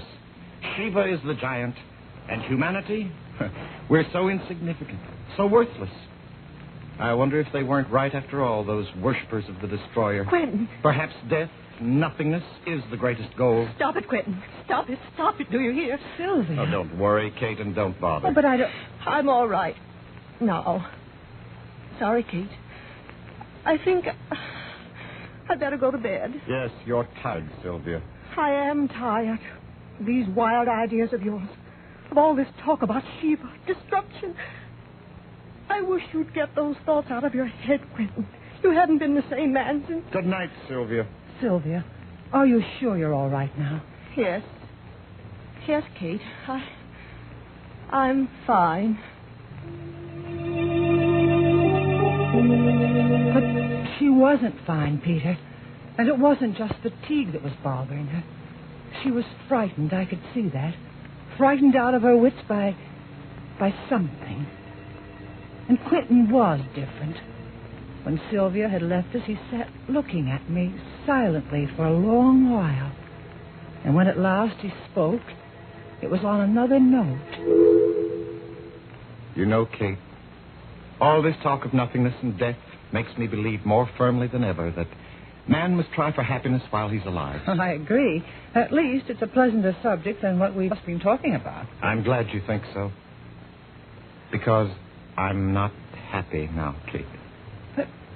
But I thought you and Sylvia... Sylvia, there's nothing between us, nothing. Hasn't been for years. But No, not even when we first got married. But you... When I first met you with your brother Peter years ago, something happened to me. My heart sang. It was as though I had burst out my shell. I knew then. Quentin, you don't know what you're saying. I do. For the first time in years, I know exactly what I'm saying. I found a philosophy I can believe in, Kate, in a troubled world. And for the first time, I've found strength to tell you that I love you. Quentin, please. Kate, listen. Don't be alarmed. It would be so easy to go away together. Anything is possible for me now, anything. We will go away. It doesn't matter where. No. We'll find a new life together. The power I know can be yours, too. I love you, Kate. We can make a new world for ourselves. We can be the gods of that world. Quentin, stop. I see. I didn't really expect you to say yes immediately. It is quite a decision. But perhaps I can get you to change your mind. Quentin, you mustn't think. You're right. I mustn't think. I must act. I knew I wouldn't be able to sleep after that. I didn't even try. I went out for a walk. And when I got back, about a half hour later, there was a light in the studio at the far end of the garden. I was curious enough to walk over and look in the window. The room within was hung with oriental tapestries, with odd, crooked Eastern swords. Quentin sat alone, staring at a figure on the table before him. I could hear him through the window.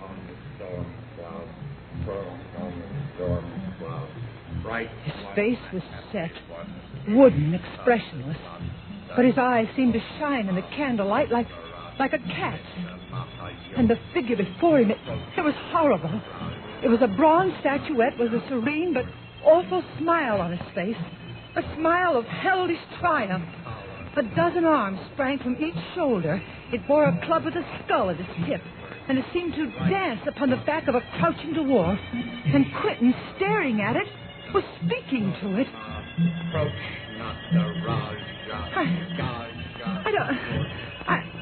I didn't know what it meant. I only knew that it was awful. That in some dreadful way, Quentin was trying to make his belief come alive. I ran up the lawn, and the clouds that spread over the moon seemed like dark shapes rising from some infernal pit. Wings seemed to be beating about the house as the wind rose. And in my ears rang Quentin's chanting. Even in my room I could hear it, mingled with the moaning of the wind. The moon had disappeared. I couldn't see the light in the studio. I was too far to hear it, but the chanting went on. I don't know. I seemed to hear voices in the wind, many voices chanting with Quentin. Thunder growled up from the darkness. Then there was a single flash of lightning and a clap of thunder, and on the heels of the thunder...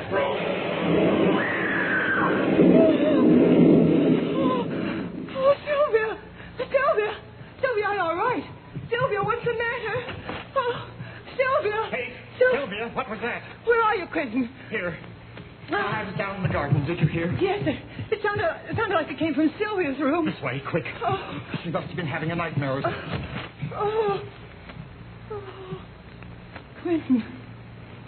Quentin, look. The window. Torn right out of its frame. No, there. On the floor. Sylvia. Good Lord. Is she? Let's see. Good heavens. Her head twisted all around until... And her body... It looks as if almost every bone in it is broken. Staring at the broken body which has been flung against the wall with unimaginable force, lying there like a shattered doll, Kate sways weakly in horror. Is this the work of some demon called up by Quentin's incantation? Or is it something else? Then, as a clock strikes somewhere in the silent house, she is certain of at least one thing in a reeling world, that she is in the presence of murder at midnight.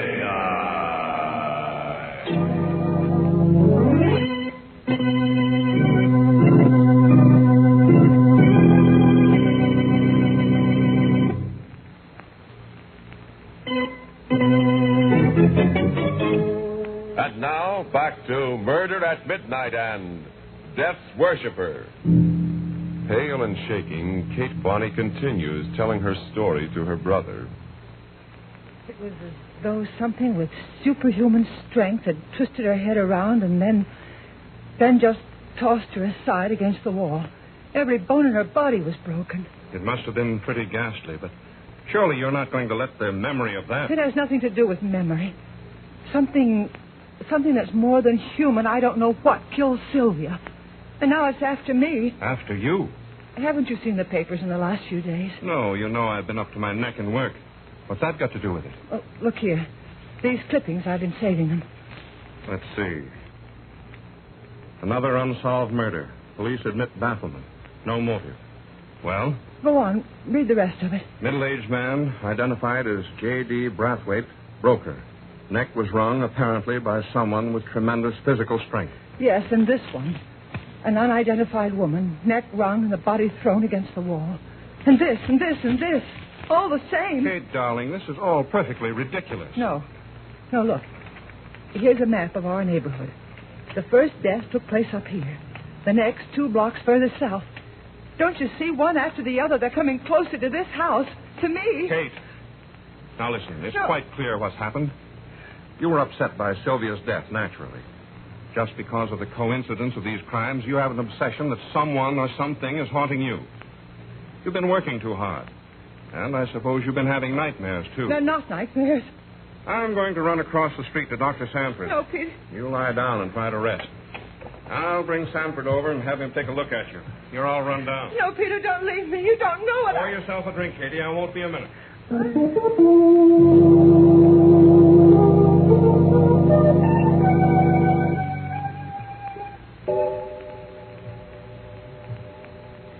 Who's that?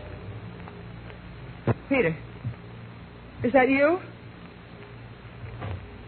Peter, answer me. Is that... Who is it?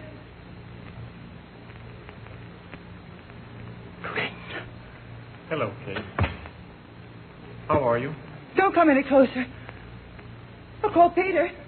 Why, Kate? What's the matter? I suspected then when it happened. And now these last few days I know. Sylvia, you did it. You killed her, Quentin. I don't know how, but You're mistaken, Kate. It wasn't I. I was only the instrument of something greater, stronger than man. Quentin? What do you mean? Don't be afraid. He's really benign. He? Shiva the Destroyer. Oh. It is his love for mankind that allows him to bring the blessing of annihilation. Oh, no. I worshipped him, and he came. He came in a rush of wind on the thunder and took possession of me. I was Shiva. Using my body, he climbed the wall, burst the window in. He killed Sylvia. Oh, no. Yes, Kate, I became Shiva. At least I must have. I don't remember it clearly, but there were great wings, lightnings. When I came to myself, I was seated in my studio again. And those others? You know about them? Yes, I killed others. I don't remember how many. But all life will end in nothingness, and man's highest goal is to dissolve into dust. I was conferring on them the highest possible blessing, obliteration. Quentin, you're mad. Your discovery... My discovery made me a god. Now he's starting to come to me now without the incantation, without my willing it. Sometimes at night I feel the great wind of his coming. I turn to ice as the god approaches to seize upon me, and... Kate, I'm afraid. But why did you come here? What do you want of me? I need you, Kate. I'm afraid. That's the truth. I'm afraid of the blackness, of the nothingness, of the inevitable end of all things. When I'm alone, I feel the horror of it, of the darkness. You can save me, Kate. You're the only one who can help me. Sylvia's gone. There's nothing to prevent... You don't know what you're saying. Come in, Doctor. Oh, Quentin. Hello. I was just... Stay where you are. Don't come any closer. A gun? Now, look, Quentin. I warn you, don't come any closer. Stand still, Peter. Kate, for the last time, will you come? Quentin, please listen to reason. Put that gun down. Quentin, easy, Peter. I wouldn't mind killing you, Peter. But if you wish to live, stay where you are. And don't follow me. Has he gone mad or what? Kate, what happened? I'm not sure. He killed Sylvia. He admitted it. And he's killed I don't know how many others. What? It's true. He believes that Shiva, the destroyer, controls him.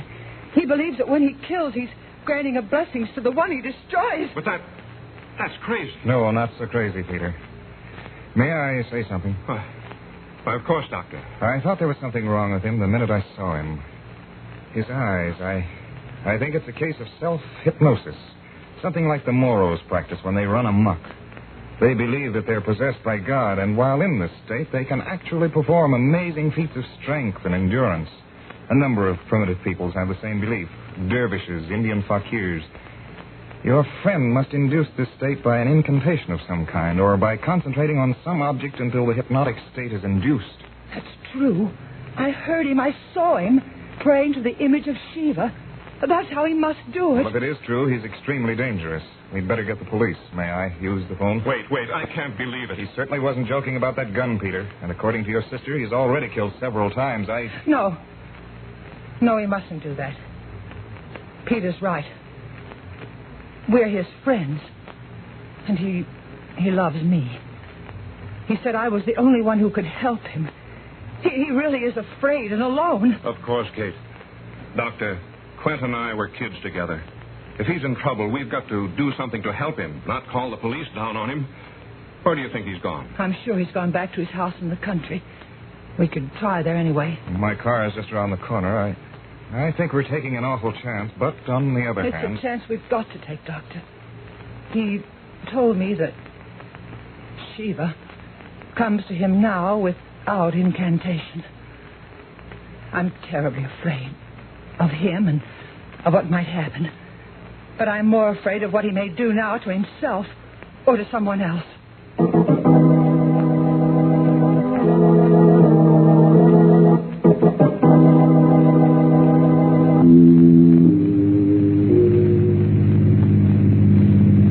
We turn right here below the toll gate. That dirt road? Yes. Look, isn't that a tail light up ahead? Another car. It may be his. There's a storm coming up. If it'll just hold off for a while. A storm. Just like that first. There, the other car's turning off. That's the driveway to Quentin's house. Step on it.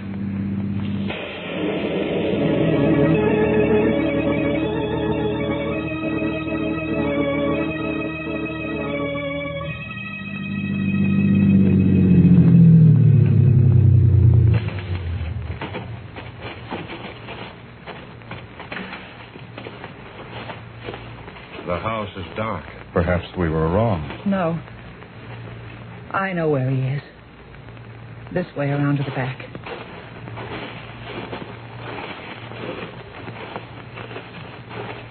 There's the light.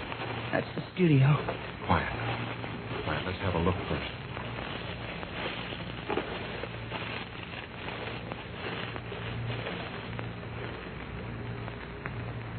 Well, he's there. Alone. Sitting behind the table with some sort of statue in front of him. Statue of Shiva. The door's open. Come on.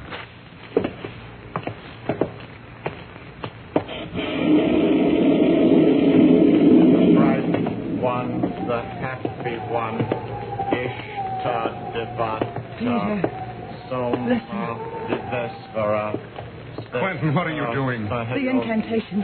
He's calling up that demon. Quentin, stop. Gaja Mahamurti. Quentin, it's Kate. Don't you hear me? Stop it, please. Please, Quentin. Kate? Is that? Mahayogi. Approach. He's in a trance. Shall we? No, don't touch him. The slightest thing now might turn him into a raging maniac. Let your sister try. Quentin, you must stop. This awful thing, it isn't you anymore. It's not what you want. You said you loved me. If that's true, you must shake this madness off. Kate, calling me? I can't. He's too strong for me. Try, Quentin. Try. You can do it. Come back, Quentin. If you really love me, fight it. Fight it. I can't. He's coming. Coming. Can't you hear them? Get away, Kate, before he comes. Only one thing left. One thing I can possibly...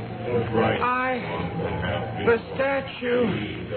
Smash it and... Don't move, Peter.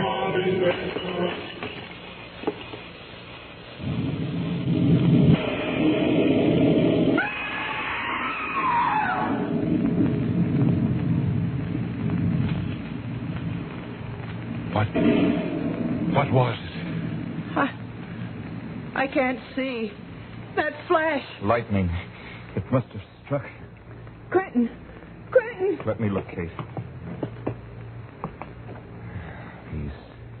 He's dead. That lightning bolt killed him immediately. Dr. Sanford. What's that on his forehead? Burn. Lightning does curious things. Yes, but there.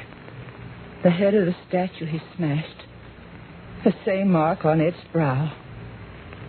Like an eye. A third eye. The mark of Shiva.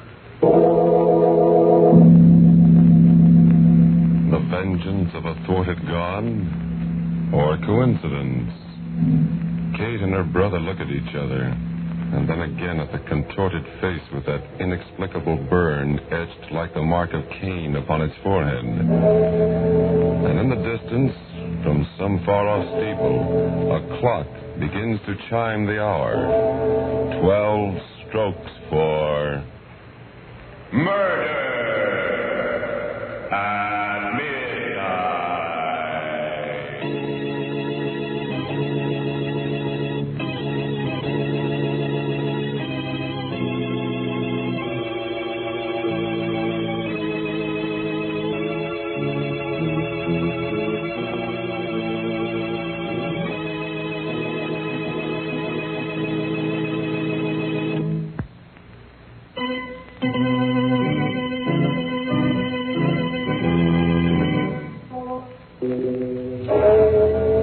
Remember to be with us again when death hovers on dark bat wings and the clocks strike 12 for murder at midnight.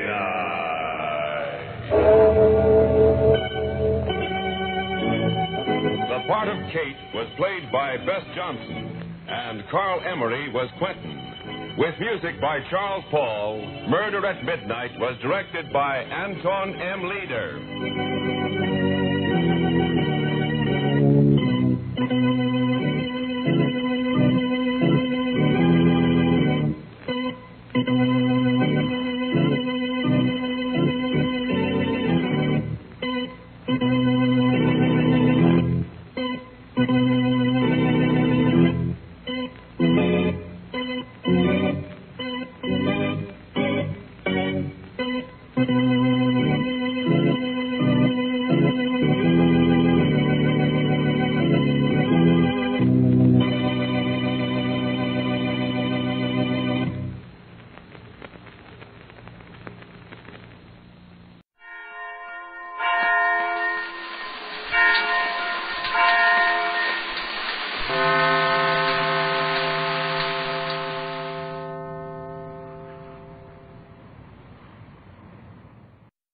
This, I believe. Since coming to this country in 1906, Albert Gerard has taught French and comparative literature at over a dozen colleges and universities, written 20 books, several of which have been translated into German, French, Spanish, and Swedish, and he served as an Army intelligence officer in the First World War. His hobbies include international languages and city planning. Here are the beliefs that have guided Albert Gerard in this active and diversified career. I was born in Paris, within a stone's throw of the Louvre. For nearly a decade, in my formative years, London became the second home of my spirit. I felt to the full the charm of the vast, chaotic metropolis, even the fog, which wrapped that great center of power and trade in dream and mystery. My father was a free-thinking Catholic, not an unusual combination in the land of Montaigne and Voltaire. My mother belonged to the pitiful remnant of the Gallican Church. My wife's family were of Scottish Covenanter descent. From these conflicting experiences, I have retained an odd blend of ideals, a deep love for long-rooted things, mellow books, old cities, ancient creeds, and also the sense that these were but toys and garments for the eternal and ever-new thoughts of living man. The Tory and the radical within me smile indulgently and fraternally at each other. The Dreyfus case taught me that the noblest tradition, when exclusive and infallible in its own conceit, could become a power of evil. I was bidden to rally to the nation, the army, the flag, but these were arrayed against justice, and justice had to prevail. My country, right or wrong, is the most insidious of blasphemies. It means thou shalt have no other God beside thy country, not even God. I found myself at home from the very first in the America of 1906, an America deeply attached to its brief past, but first of all to its principles which were shaping the future, an America which was admirably defined by David Starr Jordan as the land where hate dies away. The America I found in 1906 had erected a statue to William Lloyd Garrison with the inscription, "My country is the world, my countrymen are all mankind." I have remained an obstinate liberal in the strictest sense of the term, a lover of liberty, throughout the half-century of my American life. I have steadfastly combated the dogmatic, exclusive systems which seek to crush man's free spirit with their leaden feet. Partisanship and sectarianism I regard as wholly evil.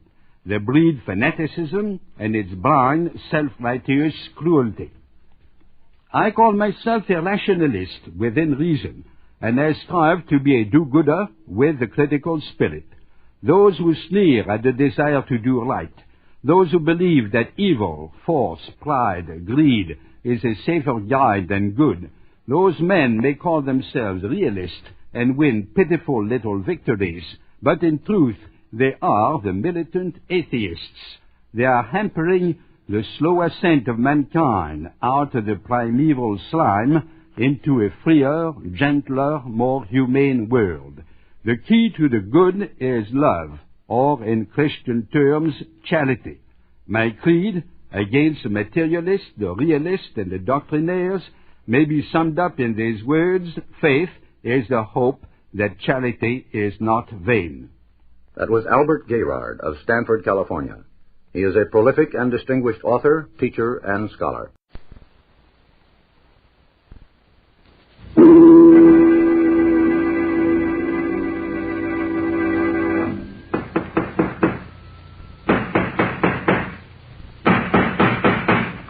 What's the matter? What is it? Another case for Nick Carter, master detective.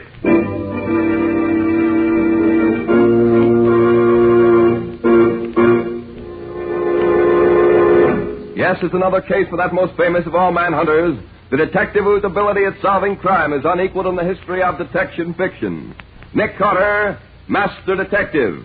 Today's strange adventure, The Professor's Secret, for Nick Carter and the mystery of the Z-rays.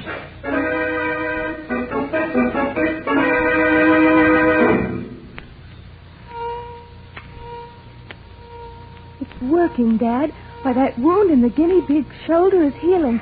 Why, it's only about half the size as it was before. Yes, Jean. It looks as if my new invention was a success. And all that I need to do now is build a full-scale model, and I shall be ready to bring a new era of healing to the entire world.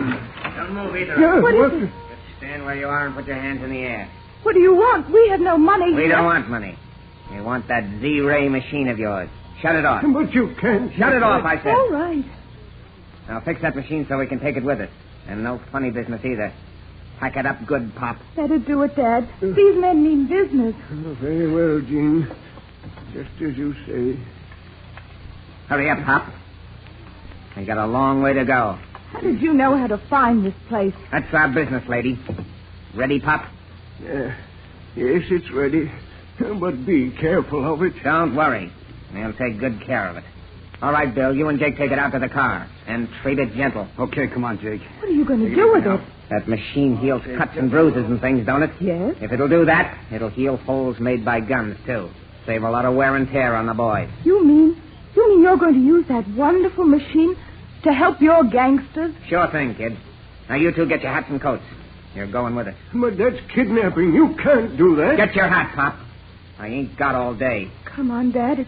It's no use arguing. All right, Jim. Get your hands up. You're surrounded. They're on the floor. Tony, I got Jake. But I got one of them, Tony. Any more of them, Bill? I don't know. Maybe that guy was just bluffing. We got to get out of here. We'll leave Jake here. A dead man's no good to us. All right, in the car, you two. Hurry it up. All right, in there, Mick. Come on. Get going. Let's go.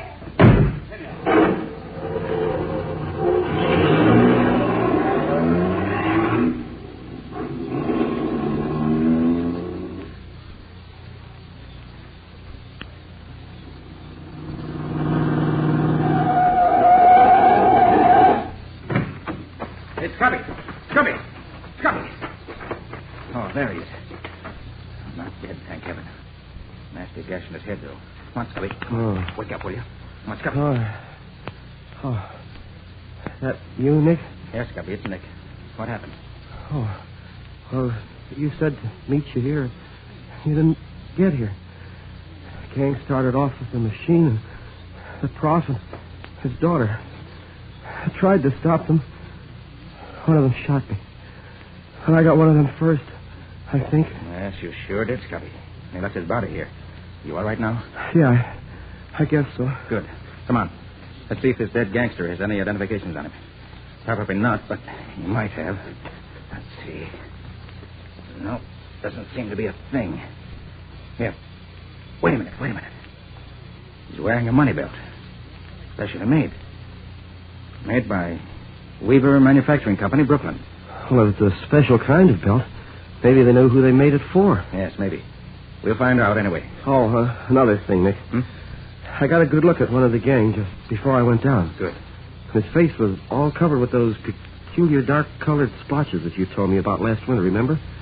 That Asiatic skin disease. Oh, yes. That's a real clue, Scubby. Very few doctors can treat that disease, and it requires regular treatment. When we get back to town, you make it your job to find the doctor who treats him and get his name and address. Right, Nick. But how did you know this robbery was going to take place right here and at this time? A very peculiar thing, Scubby. As you know, I've been on the trail of this gang for weeks. Yeah? Well, I finally found a restaurant where several of the gang eat. Had lunch at noon. Two of the gang were there. I couldn't hear what they said, but I could read their lips enough to find out about their plan to rob the professor. So I called you back from your vacation in Connecticut, hoping that we could warn the professor and maybe block their plans and capture them. But what happened to you? You were late getting here. Oh, some drunken fool ran into me and locked his car into mine. So it took a wrecking crew to separate us. Just bad luck, that's all. Yeah, we might have had them if you'd been here, too. Well, too late for that. Let's get back to town and work on what clues we have.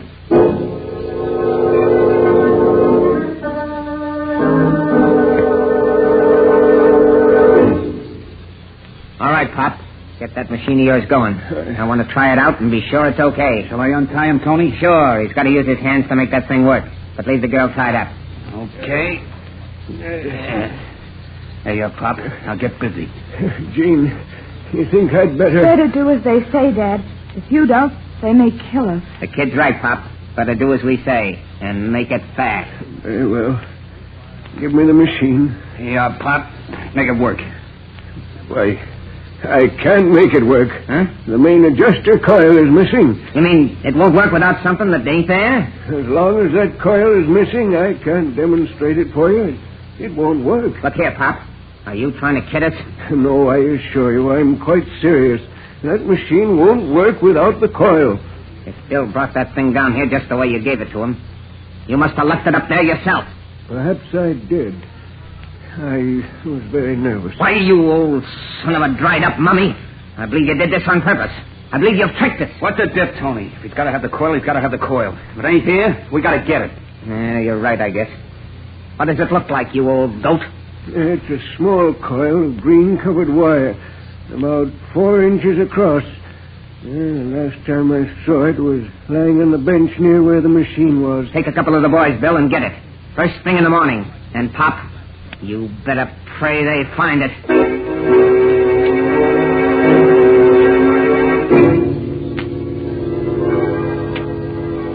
Yes, Nick, Scubby just called me. That special money belt was made for a man named Jake Shackley. Lives at 47 East Pitch Street. Yes, Scubby said he was going to try to...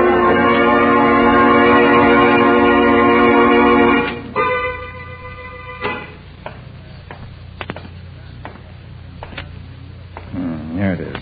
47 East Pitch Street. Fine old dump. Wager Shackley's not the only crook who lives here.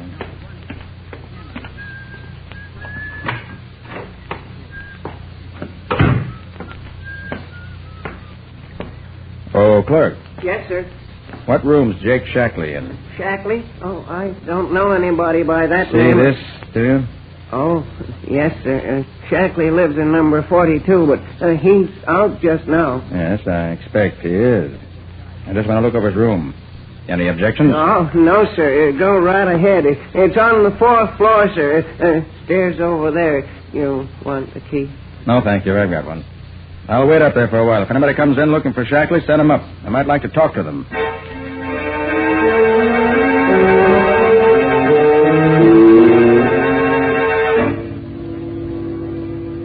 Yes, the man you describe is one of my patients. He comes here twice a week for X-ray treatment. If you have the proper authority, I can give you his name and address. Yes. Yes, I see. That is quite satisfactory. Now here you are. James Duane, 47 East Pitch Street.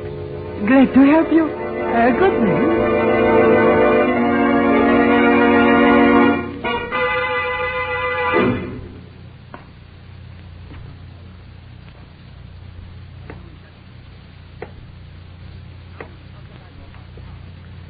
Number 37. Yeah, this is the room. Wonder if anyone is in. We better be leaving, Jim. It's a long way up there.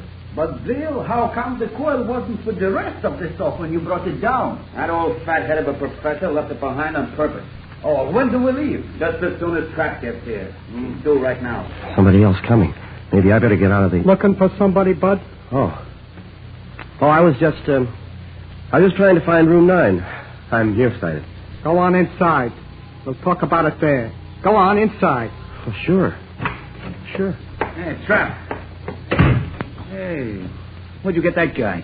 He was listening outside your door. Know him? Know him. I thought I killed him up at the professor's place. You mean this is the dick who tried to stop you up there? Yeah. That pretty bandage on his head covers up the place where I put my slug. Well, he's here now anyway. Yeah, and we better get rid of him so we can be on our way. How about leaving him here and turning on the gas?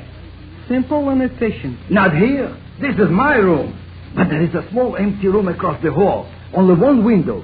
We can stuff the cracks with newspaper and leave him in there, tied down. That's a good idea. With the gas turned on, he won't last long. When they find him, we'll be miles from here. We won't be in the picture at all.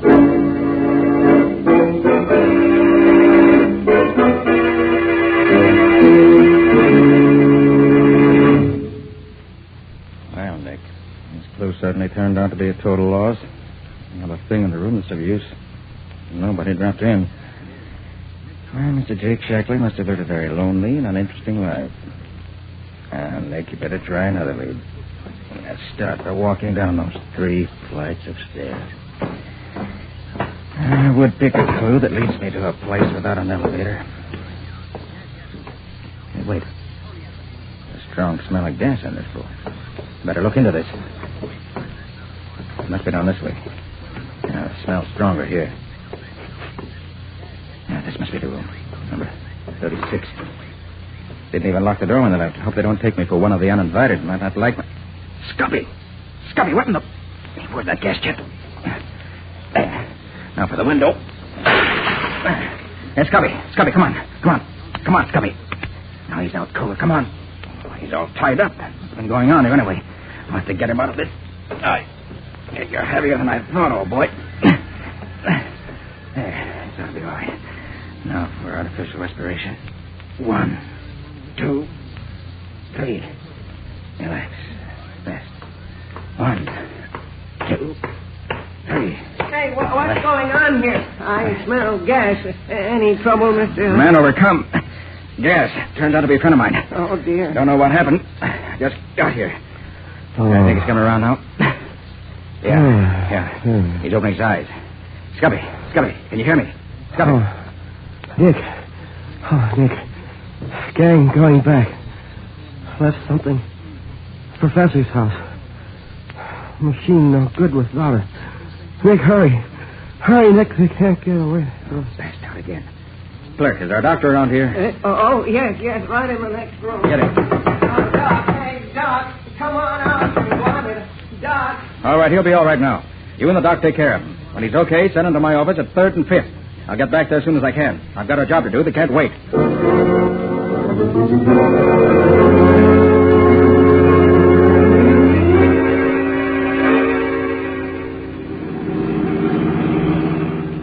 Are we really there, Nick? Practically, Patsy. The entrance is just around the bend ahead. I'm going to run the car off the road into the bushes here so it can't be seen by anyone going by.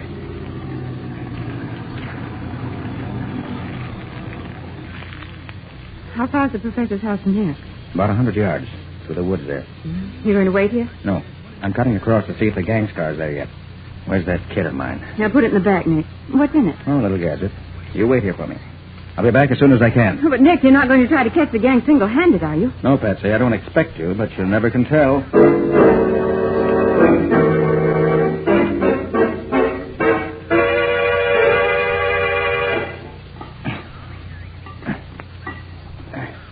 There. That ought to do it. Now. There, now, if I can get away from here before anybody sees me. Hey, Tony. Somebody's monkeying with our car. I gotta get out of here. What's going on, Jack? What? Oh, here. Two can play at this game. There, I got him. I can see you. Okay, here. If I can get behind this bush. Oh, got me. After all, I get... You get him, Bill? I think so, but he got trapped first. Trap's dead. Want me to finish off the dig? No, we got the coil we come after. Nothing to keep us here any longer. I don't want to waste time hunting for a copper who's probably dead already. What about Trap? Leave him there. It's a long way back to town. I ain't particular about making the trip with a corpse.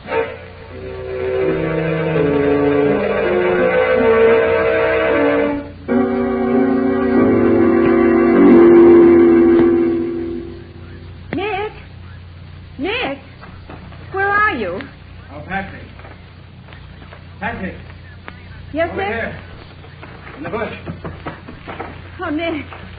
Nick, are you hurt? No, not seriously, Patsy. Oh, thank goodness. They caught me off guard. Creased the back of my head with a shot. Oh, Nick, I was so scared that you were dead. Oh. Heard all the shooting, and then when their car rode off down the road and you didn't come back, I didn't know what to think. Oh. So I waited a little and then came over here to find you. Come on. Let me help you up. All right, thanks. Oh, my head aches. Oof. You'll have to drive us back to town, Patsy. I don't feel up to it. Well, a gangster's car got such a head start, we'll never find them now. Oh, Patsy, you're wrong about that. We can follow them no matter how much of a start they got. Who do you think you are, Dunninger? You're no mind reader or fortune teller either. No?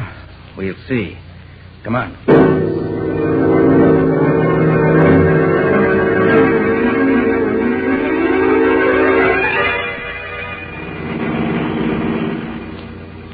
Sure we're on the trail of the other car, Patsy? Don't be funny, Nick. Of course we are. There hasn't been any crossroad or side road yet where they could have turned off. Well, that's a great weight off my mind. Nick, how can you be so sure we can follow them no matter what roads they take? Wait until we get to a place where there's another road they might have taken. Then I'll answer your question. Oh, you. I think I better call Scubby on the short wave and give him some instructions. I left word for him to wait till he heard from me. KR calling YN. KR calling YN. Come in. YN to KR. Ready here. Go ahead. KR to YN. Pick up reinforcements according to plan previously arranged. Have men and machines ready in 1 hour. Stand by for further orders. We'll call you again 1 hour from now. That's all. YN to KR. Okay. We'll wait your call in 1 hour. Signing off. Nick, you never told me. What are the code letters you use for identification? We use the last letter of our first name and the last letter of our last name. For instance, Nick Carter is KR. And Scubby Wilson is YN. And mine would be... Well, mine would be YN, too. Patsy Bowen. Well, Scubby is YN. What would my letters be? Just add the first letter of your first name. Oh, the first letter. Well, you mean my letters then would be PYN. That's right. Simple, isn't it? Look, Nick, we're coming to a crossroads. Which way, Maestro? Well, if they're going where I think they're going, they'd take the right fork. So try that one. Now, slow down a little bit, though. Okay. Now what? Just a minute. Stop the car. Well, what is it, Nick? Look there, Patsy. Looks like a firefly on the pavement. That's the answer to your question. Meaning what? It's not a firefly. It's a drop of luminous paint. Nick, you mean the other car is dropping those as they go along without knowing it? Exactly. All right, you can go ahead now. Oh, that's what you were doing when they shot you. Yes, Patsy. I rigged it up before we left the office. Then when I left you to see if they'd arrived yet, I found their car. No one was in it, so I fastened it on the chassis. They came out and found me just after I'd finished the job. So that's why you weren't in any great rush. What is it, Nick? A phosphorus solution in a metal can with an adjustable nipple. Enough to last for 100 miles. They can't lose us this time.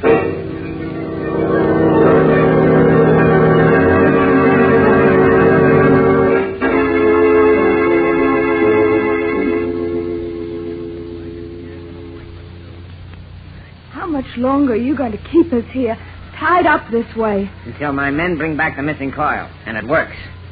They should be back here by now if nothing's happened to prevent them. And for your sake, I hope... Here they are now.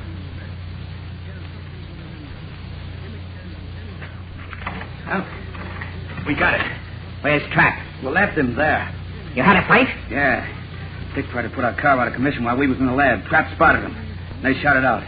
Trap lost. And the Dick? He's still up there, too. Dead as a doornail. You fool! Bunglers! Can't you do anything without having trouble? We got the coil, Tony. Ain't that what you wanted? Of course, of course. But trouble always spells danger. Where is the coil? Here. Pop, take a look at this. Is it the right one? Yes, that is the coil. Do you have to have anything else to make that machine of yours work? No, it's all here now. All right. There's the rest of it on the table there. Get it going. I want to see it work. Very well. But it'll take time. It better not take too long. Otherwise, your daughter might find things happening to us she wouldn't like. Don't worry about me, Father. I can't help worrying about you, my dear. I'll work as fast as I can. It's just 9:30 now. I'll give you 15 minutes to get that thing working. But that won't be... Better not stop to talk. Time's going. Do as he says, Father. Very well, my dear. 1 minute gone. 5 seconds. 10 seconds. 15.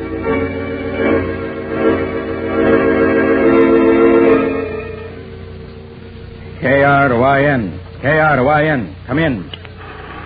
YN to KR. Ready. Go ahead. KR to YN. I am now parked near Hideout. It's center one of 3 old tenement houses, East Haviland Road. Come at once. Bring men as previously planned. The round house. I'll wait for you to arrive if possible. Come at once. That is all. YN to KR. Understood. Leaving immediately. Should be there in 20 minutes. Signing off.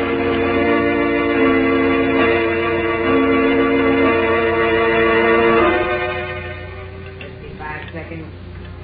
12 minutes. 5 seconds. Father, can't you hurry? I'm almost ready. Just a second. 25 seconds. There. I think it'll work now. Ready, Pop? Yes. Turn on the current, please. I'll get it. Now then, what is it you wish to try?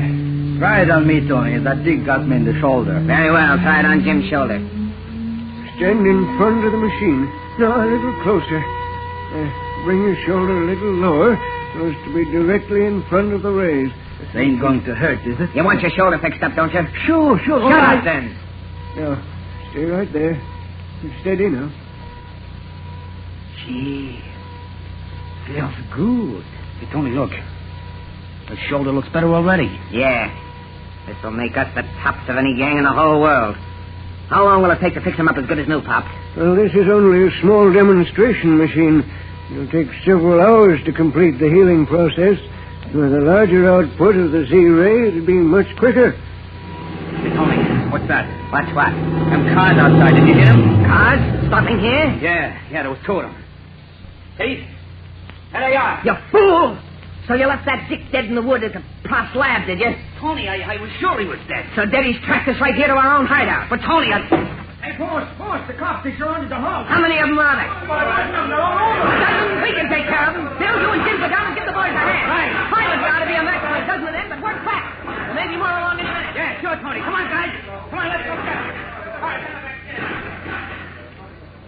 Now, you two, I'm going to close this door and lock it. Now, let me hear a peep out of either of you, and you'll get a slug in your back. So long as I got you two here with me, I got something to bargain with. And it's going to be a good bargain. One that'll get me out of here free and clear.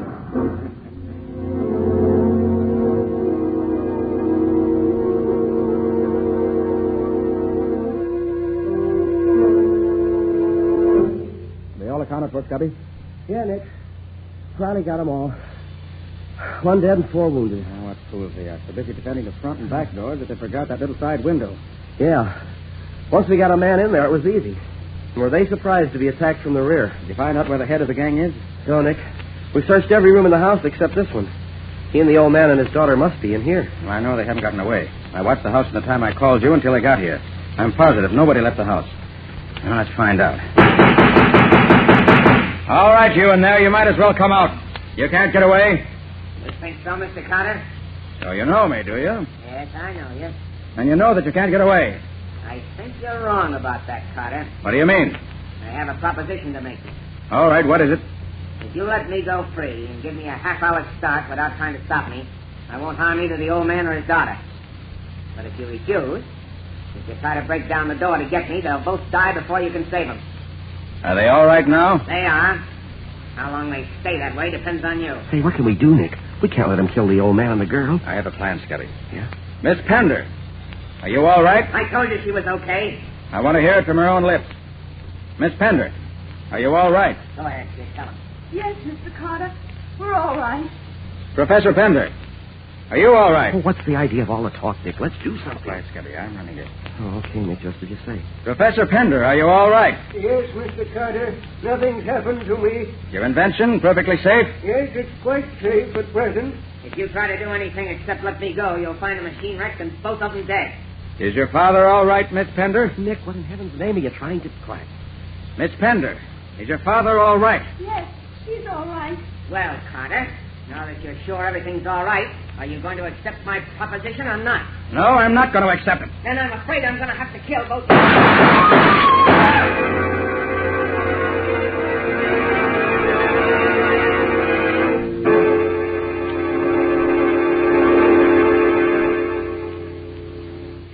But I can't understand it, Mr. Carter.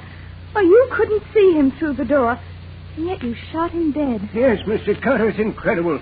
You killed him without even knowing where to shoot. That's where you're wrong, Professor. I did know where to shoot. Oh, Nick, you're not going to tell me that you have X-ray eyes or something. No, Scubby, I won't tell you that. But how in the name of all that's wonderful could you know where to shoot? Use my ears, Scubby.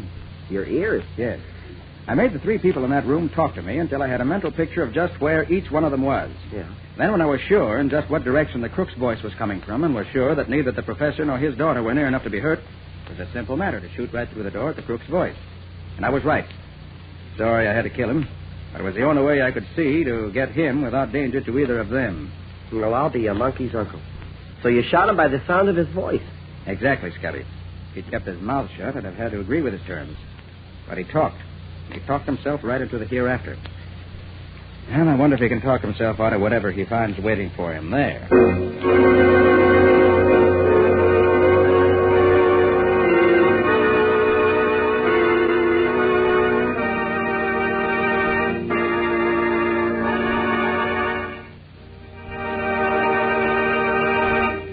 This has been another of the strange adventures of Nick Carter, Master Detective, which are brought to you regularly at the same time by WOR Mutual.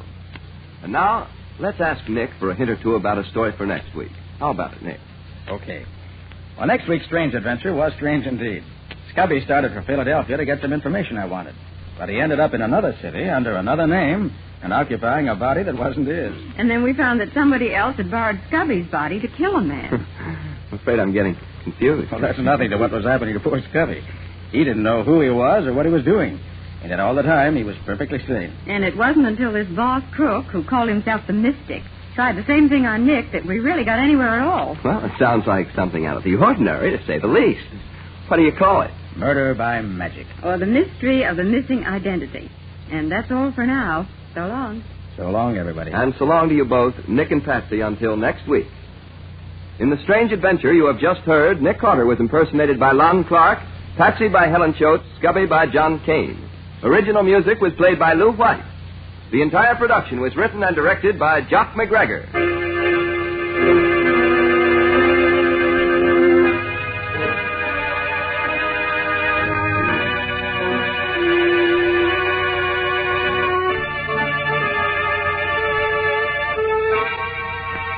Next week at the same time, listen to another curious experience of Nick Carter entitled Murder by Magic, or Nick Carter and the Mystery of the Missing Identity.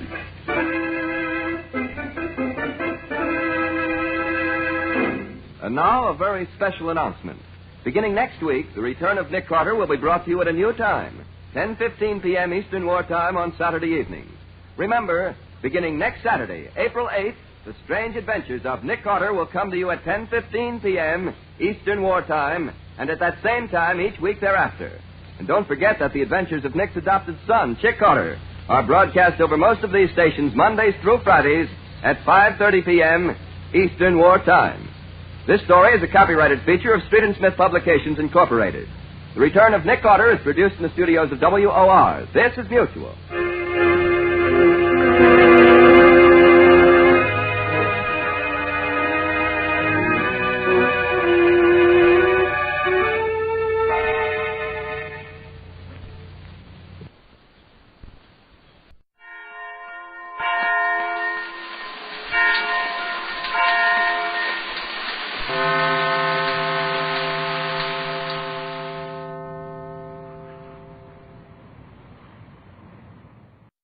This, I believe. To this observer, one of the marvels of our age is the striking diversity it produces in the characters of men. Albert J. Nesbitt is an industrialist, president of the John J. Nesbitt Company, which makes heating units and ventilators. His favorite sport is fox hunting, riding to hounds. At the same time, he is president of the Philadelphia YMCA, and furiously active in civic affairs ranging from the community chest to the Council of Churches. Against that background, Albert J. Nesbitt reveals his beliefs. One day, about 15 years ago, I suddenly came face to face with myself and realized there was something quite empty about my life. My friends and associates perhaps didn't see it. By the generally accepted standards, I was successful. I was head of a prosperous manufacturing concern, and I led what is usually referred to as an active life, both socially and in business. But it didn't seem to me to be adding up to anything. I was going around in circles. I worked hard, played hard, and pretty soon I discovered that I was hitting the high balls harder than I needed. I wasn't a candidate for Alcoholics Anonymous, but to be honest with myself, I had to admit I was drinking more than was good for me. It may have been out of sheer boredom. I began to wonder what to do. It occurred to me that I might have gotten myself too tightly wrapped up in my job to the sacrifice of the basic but non-materialistic values of life. It struck me abruptly that I was being quite selfish, that my major interest in people was in what they meant to me, what they represented as business contacts or employees, not what I might mean to them. I remembered that as my mother sent me to Sunday school as a boy and encouraged me to sing in the church choir, she used to tell me that the value of what she called a good Christian background was in having something to tie to. I put in a little thought, recalling the Golden Rule and some of the other first principles of Christianity. I began to get interested in YMCA work. It happened that just at this time we were having some bitter fights with the union at our plant. Then one day it occurred to me, what really is their point of view and why? I began to see a basis for their suspicions, their often chip-on-the-shoulder point of view, and I determined to do something about it. We endeavored to literally apply, Christian principles to our dealings with employees, to practice, for example, something of the Golden Rule. The men's response, once they were convinced we were sincere, was remarkable. The effort has paid for its pains, and I don't mean in dollars. I mean in dividends of human dignity, of a man's pride in his job and in the company, knowing that he is no longer just a cog, but a living personal part of it, and that it doesn't matter whether he belongs to a certain church or whether the pigmentation of his skin is light or dark. But I can speak with most authority on how this change of attitude affected me and my personal outlook on life. Perhaps again many of my friends did not notice the difference, but I noticed it. That feeling of emptiness into which I was pouring cocktails out of boredom was filling up instead with a purpose, to live a full life with an awareness and appreciation of other people. I do not pretend for a second that I have suddenly become a paragon. My faults are still legend, and I know them. But it seems to me better to have a little religion and practice it than think piously and do nothing about it. I feel better adjusted, more mature than I have ever felt in my life before. I have no fear. I say this not boastfully, but in all humility. The actual application of Christian principles has changed my life. That was Albert J. Nesbitt of Philadelphia, at once a hard-headed businessman and warm-hearted human, a husband and a father who knows the importance of a full life and who has learned much about how to live it.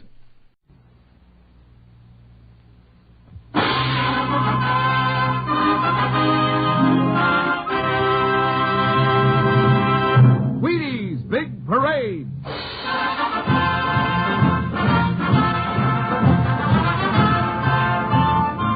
The makers of America's favorite whole wheat flakes, Wheaties Breakfast of Champions, invite you to Wheaties Big Parade, a thrilling procession of radio's greatest summer entertainment programs. Yours for the listening on NBC.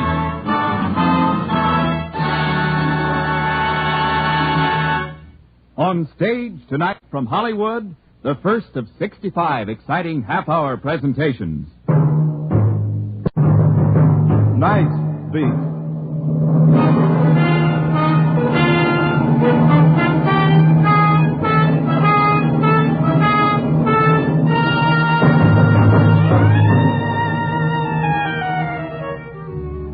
Hi, this is Randy Stone. I cover the night beat for the Chicago Star.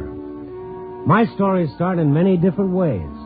This one began with a question and ended when the secret locked in a man's mind brought sudden death. Night Beat, starring Frank Lovejoy as Randy Stone.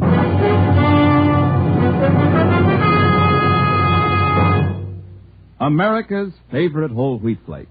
That's an honest description of Wheaties in 5 well-chosen words. But it really doesn't begin to tell you how Wheaties got to be that way.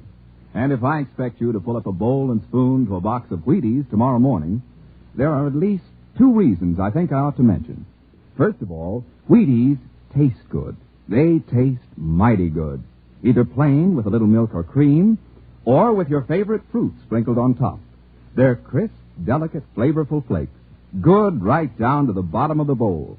And secondly, good tasting as Wheaties are, they always remember to be good for you, too. I could tell you all the vitamins and minerals Wheaties contain, but why don't I just say Wheaties are 100% whole wheat flakes? That says more than a lot of fancy words. It's really amazing that anything that tastes as good as Wheaties can be so good for you. But it's true. Try Wheaties, America's favorite whole wheat flakes, next time you're up before breakfast.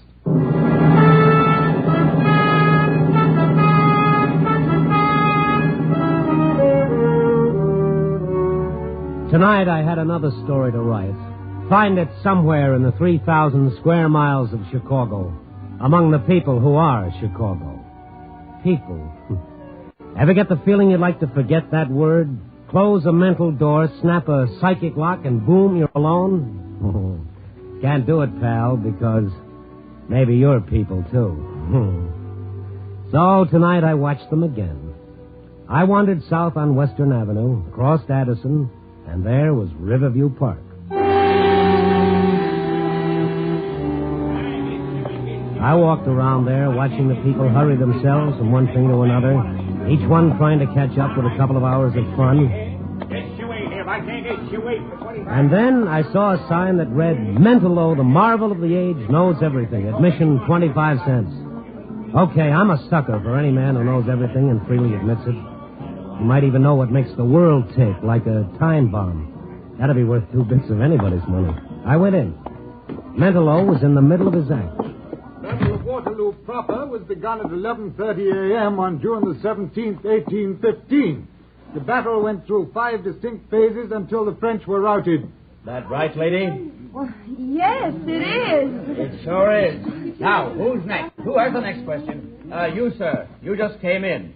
You seem a little skeptical. Are you talking to me? I am, sir. Maybe you'd like to ask Mentallo a question. Oh, all right. What's the temperature of the sun? Mentallo, the gentleman thinks he's stumped you. The temperature of the visible surface of the sun is about 6,000 degrees centigrade. The interior temperature is estimated at approximately 20 million degrees centigrade. Is that correct, sir? I'll take his word for it. And you can, sir. Now, who's next? Who? I got a question. Very good. Ask it. Mentallo. Yes? What happened? What happened to you on the 15th of last month? What happened? The 15th? Yeah, the 15th. Mentallo. 15th. Make him get out of here. Get him away. That's all for this show. That's all. Nothing wrong. Cheer up, folks. Everything's all right. Okay. Mentallo, come on. Let's get out of here. It happened again, Phil.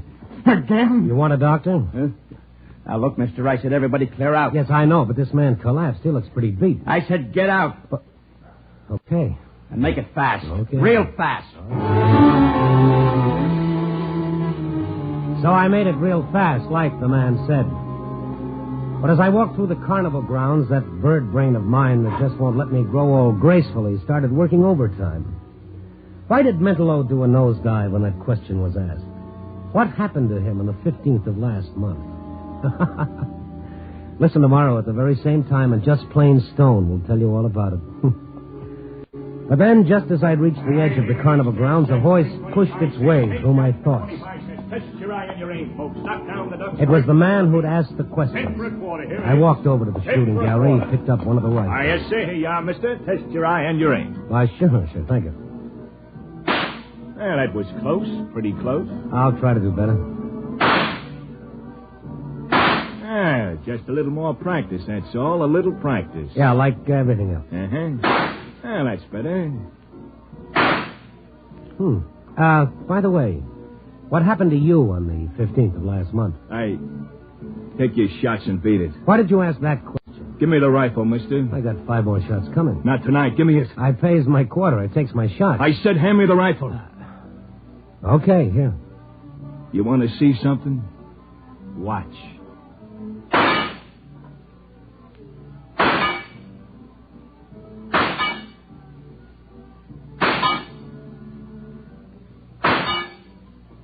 Well, with bullets or words, the man's good. You ain't a conny man. No? No. But you're awful curious. That's an old family failing and an occupational hazard. Why did you ask Mentallo that question? Did you know how it would affect him? You know, mister, a couple of months back, a guy picks up one of these rifles. He don't know nothing about guns, see? He gets careless and the gun goes off. At him. He's dead. Accident. Pal, you have a strange, oblique way of making me feel uncomfortable. I see what you mean. Now you're hitting the bullseye. So long, mister. Okay, twice I got curious, twice I drew blanks. I thought about it some more and then decided to pass it up in favor of the cotton candy. And then I saw Mentallo. He was walking down the midway, but like a man in a trance. There was something about him that screamed, I need help. His little figure seemed odd, incongruous against the laughing, hurrying people. I followed him, wondering, and then he stopped in front of the roller coaster. For a moment he watched it, and then, as if suddenly making up his mind, he headed to the ticket booth. That didn't figure, so I bought a ticket, too, and followed him to the loading platform. Tickets for the next ride, please. Tickets for the next ride. Here you are. Oh, thank you. Tickets for the next ride. Tickets for the next ride, please. I got in the car directly behind Mentallo. That dazed, bewildered expression was still on his face. His hands gripped the side of the car. He half rose in his seat as though he were going to leave, but he sat down again. And then... All right. Lock the safety bars. It's 200 feet up. Lock your safety bars. We started up the long incline toward the top of the 200-foot grade. I kept my eyes on Mentallo. He gripped the safety bar in front of him until his knuckles whitened under the pressure. A couple of kids behind me began to rib me. Hi, I'm getting scared. Hey, mister, you gotta have a girl with you. I did, but I left her in the fun house. Oh, what a square she must be. Hey, if you get scared, mister, hold on to me. I'll keep that in mind. Hey, baby, I paid 4 bits for this. Let him grab his own cookie. hey, watch it. We're going over. Here we go! And then it happened. He started down the almost perpendicular drop. Mentallo stood up. Mentallo! Let me go! Let me go! Mentallo struggled to his feet, almost dragged me out of my seat. I held him while we hurtled down the long drop and finally hit the bottom. Then Mentallo stopped struggling to get free. He went limp and sank back into his seat. Why did you stop me? I've got to kill myself. Well, he almost did, and me with him. My arms ached from the effort of holding him down. But the ride was finally over. I got him off and away. He let me lead him like a child out of the park and to his cheap hotel room on the north side. I told him who I was and then waited until he spoke. Why didn't you let me do it? Well, I'm just an old busybody. How about some coffee? No, nothing. Just leave me alone, please. Just a minute. I saw your act tonight. I heard the question that sent you off. It's always someone different who asks it. Never the same person twice. Have you ever got hold of the person who asks it? No. I was afraid to. What did happen to you on the 15th of last month? I don't know. Something tells me that I must not remember. I must not. Your act is legitimate, isn't it? Legitimate? Yeah, no fake. No shills to ask questions you're sure to know the answer to. I have a photographic memory, Mr. Stone. I never forget anything. Yet you've forgotten one day of your life. Yes. You don't believe it, do you? Oh, yes, I do. But why did you try to kill yourself? Because I know that if I do remember, I wouldn't be able to stand it. Don't you have any clue at all? Two things. Two things that mean nothing. Well, maybe they do. What are they? It's just streamers in the sky and the name Helene. Streamers in the sky and Helene. Who is Helene? I don't know anybody by that name. I don't. I tell you, I don't. All right. Now take it easy, Mentallo. Oh, get out and leave me alone. Get out. Yeah. Get out and leave him alone. Phil. Well, my friend the Barker, hello. What are you doing here? I brought Mentallo home after he tried to kill himself. What? Mentallo. You all right? I'm all right, Phil, but I don't want to remember. Look, Phil, for what it's worth, he's sick. He's got to see a doctor. No, Phil, get him out of here. Mister, get out. But this man is... Get out and don't come back. Because if you do anything that hurts Mentallo, I'll kill you.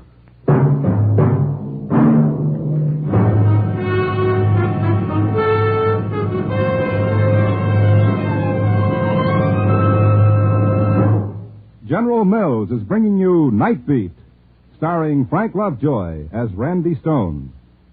If someone asked you to describe a bowl of Wheaties topped with fruit and swimming in thick, rich cream, you couldn't do better than to say Breakfast of Champions, because that's a fact. A lot of champions in the sports world really go for Wheaties. They like the way Wheaties taste, and they admire the solid nourishment Wheaties has to offer. Finding a breakfast cereal that's good and good for you is just as much of a bargain to a baseball champion as it is to anyone else. For example, the world's champion New York Yankees have a sparkling third baseman named Bobby Brown. He eats Wheaties. He's been eating Wheaties for 10 years. He must know what he's talking about when he says this. You can put me down for milk, fruit, and Wheaties almost any day of the year. Those whole wheat flakes taste swell and hand you lots of good nourishment, too. I'd recommend Wheaties to anyone, anytime. Well, I don't suppose you'll be fielding any hot grounders along the third baseline anytime soon, but before you know it, you'll be eating breakfast again. And we feel you're entitled to champion nourishment just as much as any player in the New York Yankee lineup. Have yourself a bowl of Wheaties, won't you? Wheaties, breakfast of champions.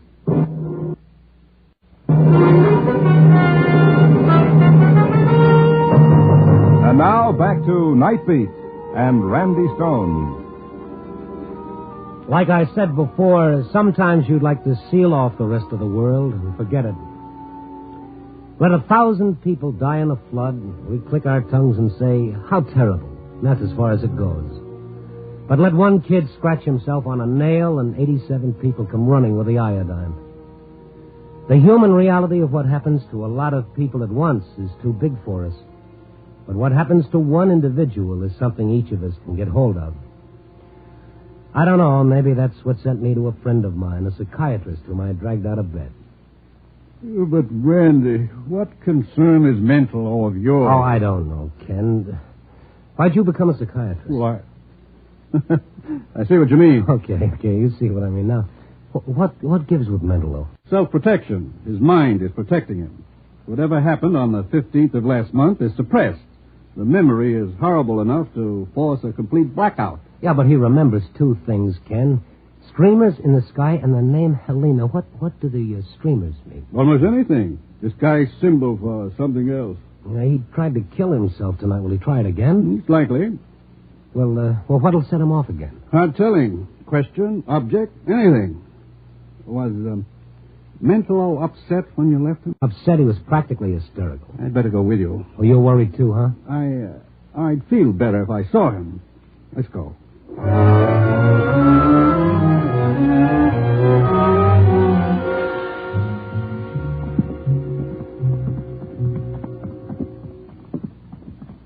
Here's the room. It's right here, 612. Randy, try the door. Open. You know where the light is? I think I saw a switch by the door. Randy! Mentallo. Don't try to unfasten that buckle. Cut the belt. Lift him. Hurry. All right. Cut that belt. Hurry up, Randy. Is he alive? I think so. All right. Easy, Ken. There. Pulse is still strong. He couldn't have been hanging more than a few seconds before we came in. Poor little devil, Ken. Look, Randy. What? There's something clutched in his hand. But, why, yes, that's a key. That's an old-fashioned house key. Now, why? I don't know. Well, what's your guess? It's hard telling, Randy, but I do know this. He's no longer responsible for his actions. Well, then the next time he tries anything like this, maybe nobody will be around to stop it. Ken, is there anything that we can do? Is there anything you can do? It's up to him, Randy, but let's get him to my office. We'll see what we can do there.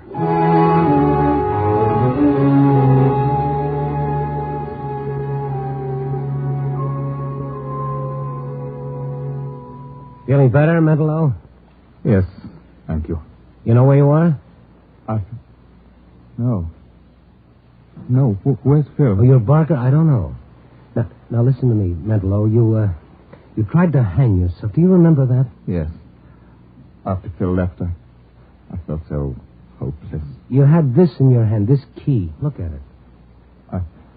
I found it in my pocket, and then I knew I had to kill myself. Is it your key? Do you remember what it's for?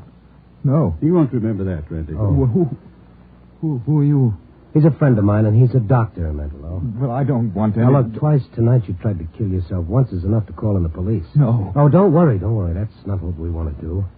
I want to help you, and the doctor wants to help you. Please believe that. No one can help me because I can't remember, and I must not remember. The police will ask questions when they learn you tried to kill yourself. But it's no business of theirs or yours. Why don't you leave me alone?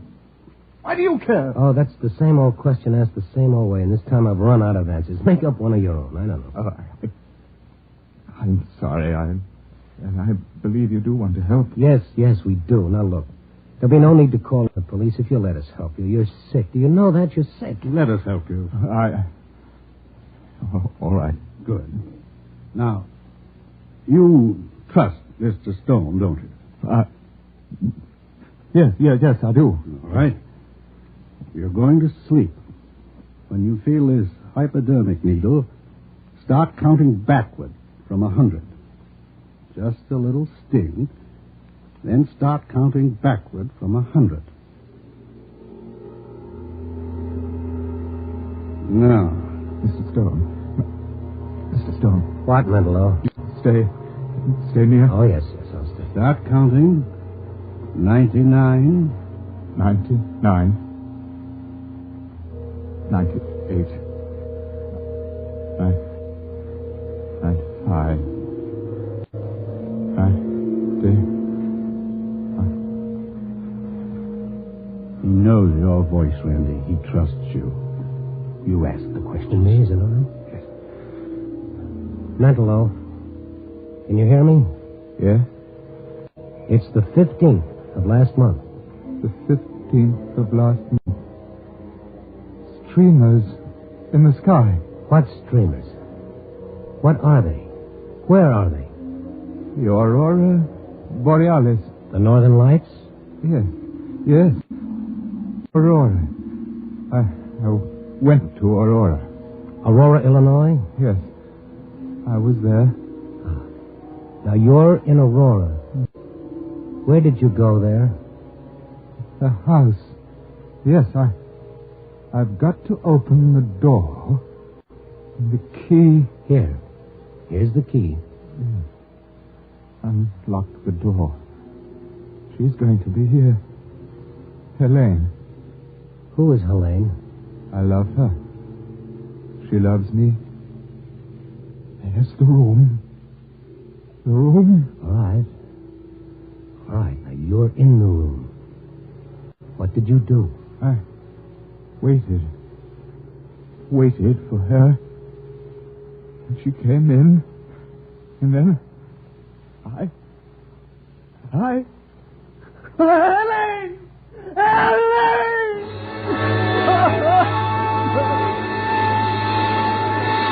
Mentallo. Oh, Helene! Ken, is he all right? Yes. We still don't know what happened. There's one way to find out, Randy. What, find the house in Aurora and take him there? That's it. What we've done here is bring him to recall that far. Now it's a question of bringing back the whole thing, bit by bit. Ken didn't go along. Mentallo didn't want him to. It wasn't a long drive in miles. I watched Mentallo when I could. His face was contorted in an agony of effort as we drove through Aurora slowly, looking for one street, one house. Then... That house. But it's all boarded up. Are you sure, Mentallo? It's that house. All right.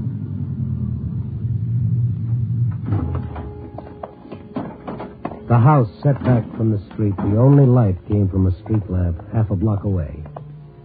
Mentallo walked slowly ahead of me, up the walk toward the porch, and then up the porch stairs. Open the door.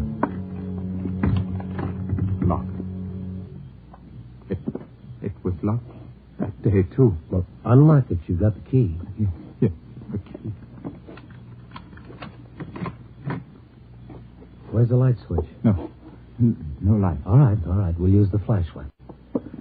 Now, go ahead, Mentallo. Go ahead. But there's no furniture here, Mentallo. This house is vacant. This is her house. I know. There were 3 of us here. 3. This is the room. Go on. Mentallo, think.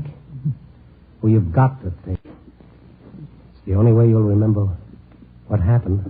It's the only way you'll find out what's torturing you. She's here. She came to me in this room. Helene came to you here? Because she loved me. Where is she now? Her clothes. In this closet. Mentallo walked to the closet, opened it. A row of dresses hung there. A faint odor of perfume drifted through the room. For a moment, Mentallo stood there, and he started toward a door. Mentallo, where are you going? I know. The basement. Wait for me. Down there.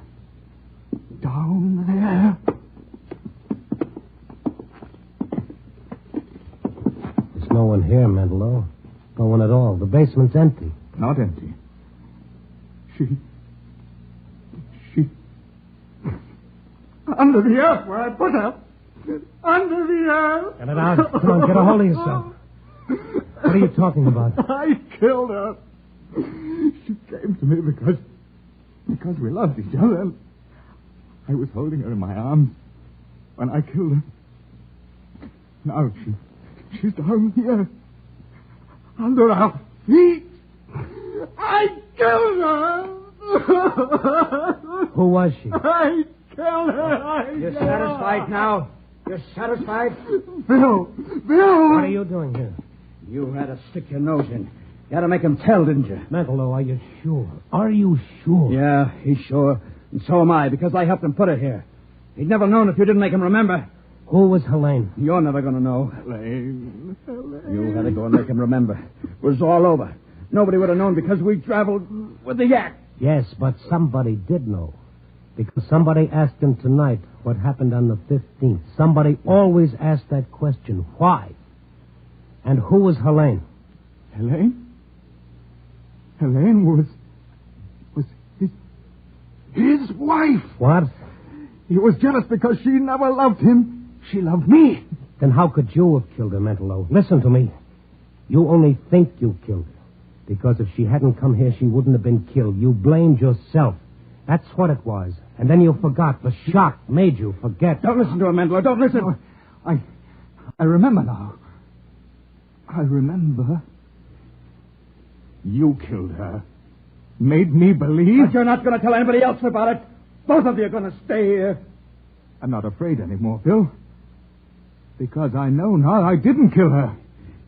You did, Phil. Mentallo went toward Phil. Phil had a gun pointed at him. I jumped back, turned off the flashlight. For a moment, there wasn't a sound. And then... Mentallo. Where are you? Mentallo. Wait, Mentallo. Don't move. You hear me? Don't move. Mentallo. Don't. Mentallo. Helene is here, Phil. Down here. Shut up! Mentallo. I'm all right. Good. Phil. What's it going to be now? Get me out of here! Away from her! Philip!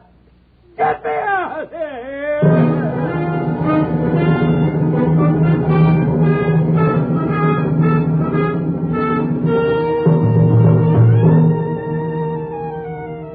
Well, it's almost dawn now. I can go home to my little tunnel bed and sleep the day away. Yo-ho-ho, the reporter's life for me, oh, sure. But anyhow, I got my story. Two men, one whose feelings of guilt forced him to believe he'd killed a woman he loved, and another man whose feelings of guilt made him a gibbering coward. But where's the moral? That someone always pays for a crime? Sure, but who is guilty? Maybe we should say, what is guilty? What's in that space above our eyes that makes us act the way we do? That makes us people? To louse up Shakespeare, there are more things in the darkness of the mind than are dreamed of in your philosophy, Mr. Stone. You can call me Randy, pal. Just call me Randy. Copy, boy.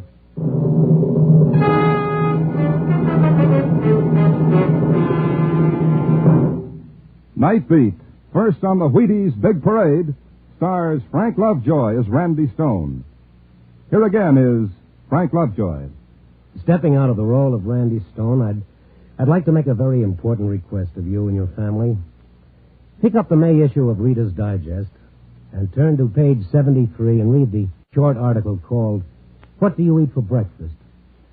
I was amazed to learn from this article how important a good breakfast is to the health and welfare of every one of us. And that means the health and welfare of our nation. To all the men who sell Wheaties, you, the sales force of more than 700 enterprising men of General Mills, and you, the hundreds of thousands of grocers who must meet the exacting needs of the American homemaker, to all of you, I want to say that I'm mighty proud to be back on your team again. We have a big job to do. Together, we can help more families to help themselves by eating a good, substantial breakfast, one built around Wheaties, the breakfast of champions. As we do this, we can take pride in the fact that we are making a real contribution to the health and welfare of our nation. Good night, and thank you.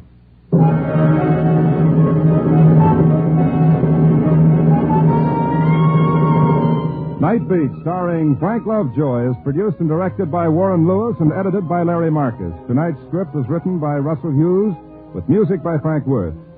The part of Mentallo was played by Ben Wright. Listen next week at this same time and every week as Randy Stone searches through the city for the strange stories waiting for him in the darkness. And now, on Wednesday night, listen to Brian Donlevy in Dangerous Assignment on the Wheaties Big Parade.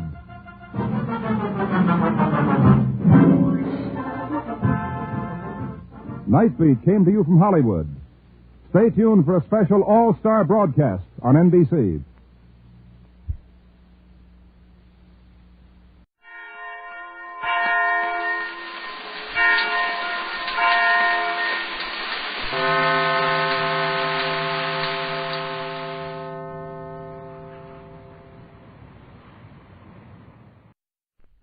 This I Believe.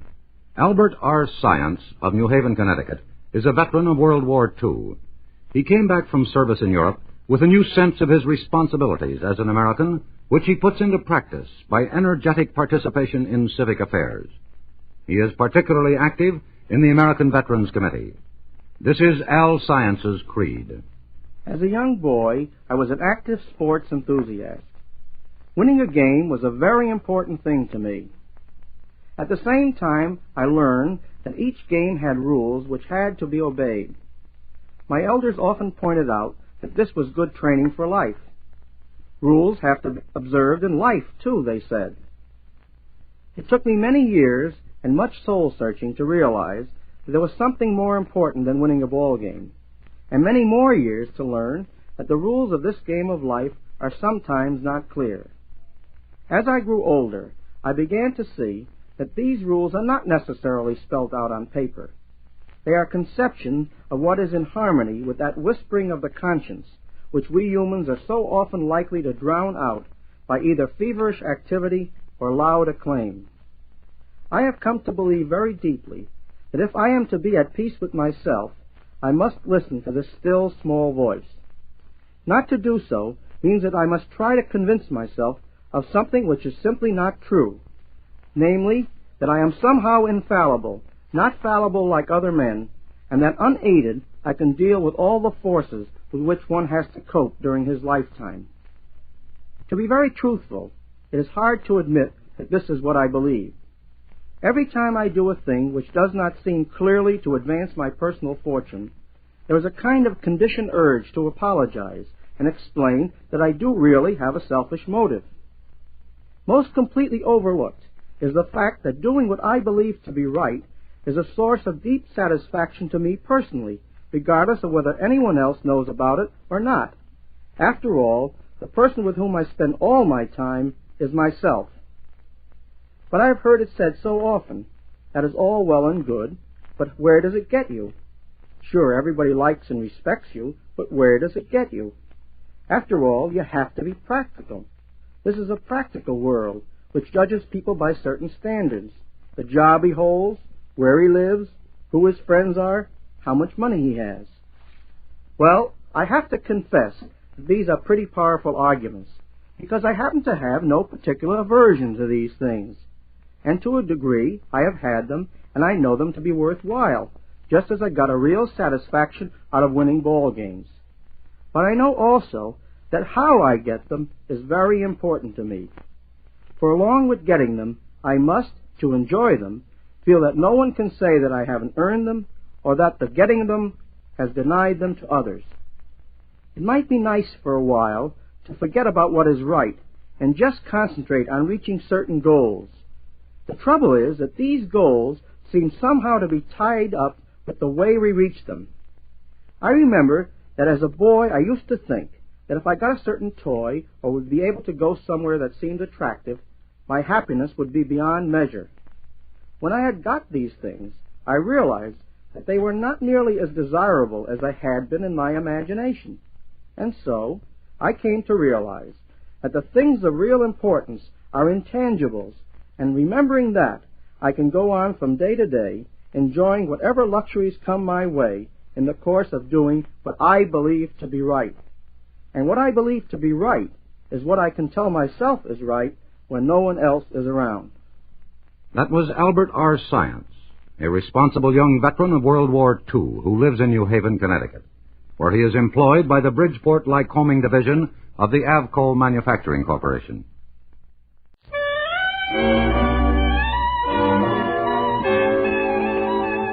The makers of Camel cigarettes present Dick Powell as Richard Diamond, Private Detective.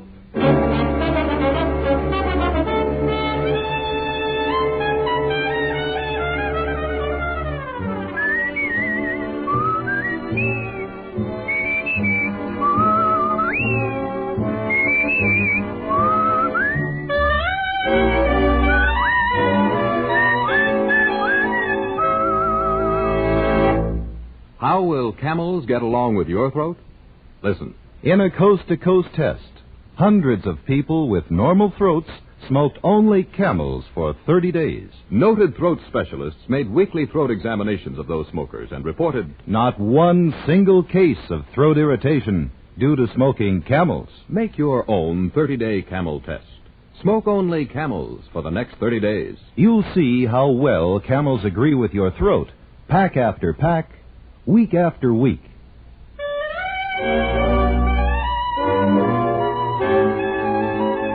Now we bring you another transcribed adventure with Richard Diamond, Private Detective, starring Dick Powell.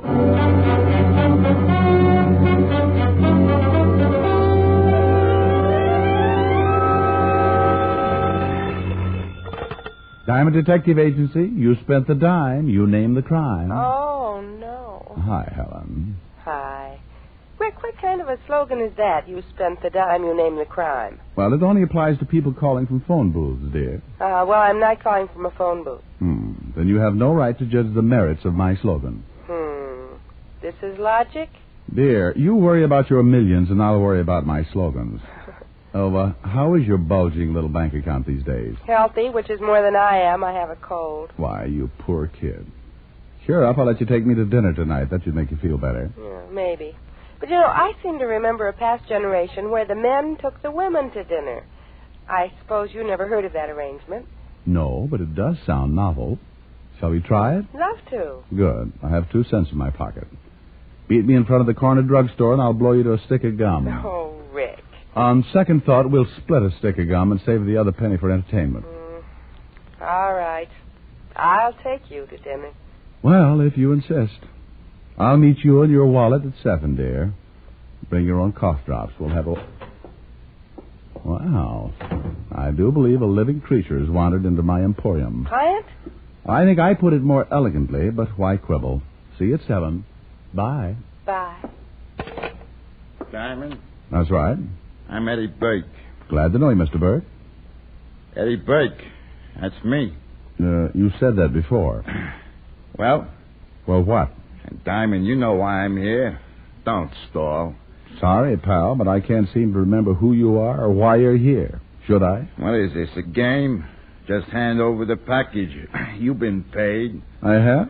Well, that's news to my bank account. Now, Diamond, don't get smart with me. Where's the package? Now, take it easy, Burke. Let's get something straight. If you'd like to hire me and pay $100 a day, then I'll humor you and pretend to know what you're talking about. I have loads of screwy clients. But if you expect me to listen to your wild talk for free, start walking. I don't think I like this. Well, that's tough. No, I don't think I like this at all. Well, that... Oh. Well, I'm not sure I like that gun either. Then we're even. And now no more stalling. Hand me the package. All right.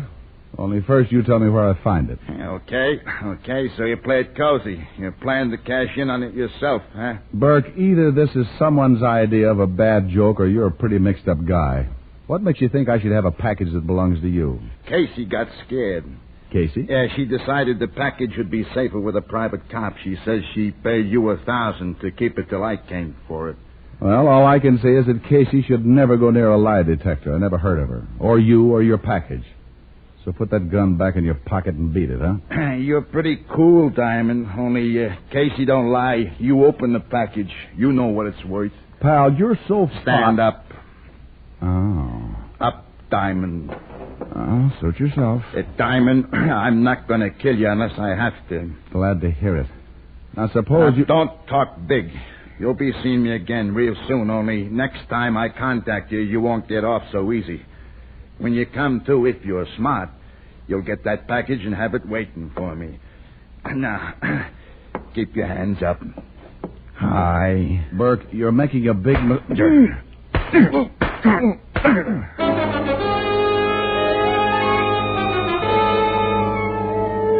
Oh, it isn't fun getting a face full of cold steel.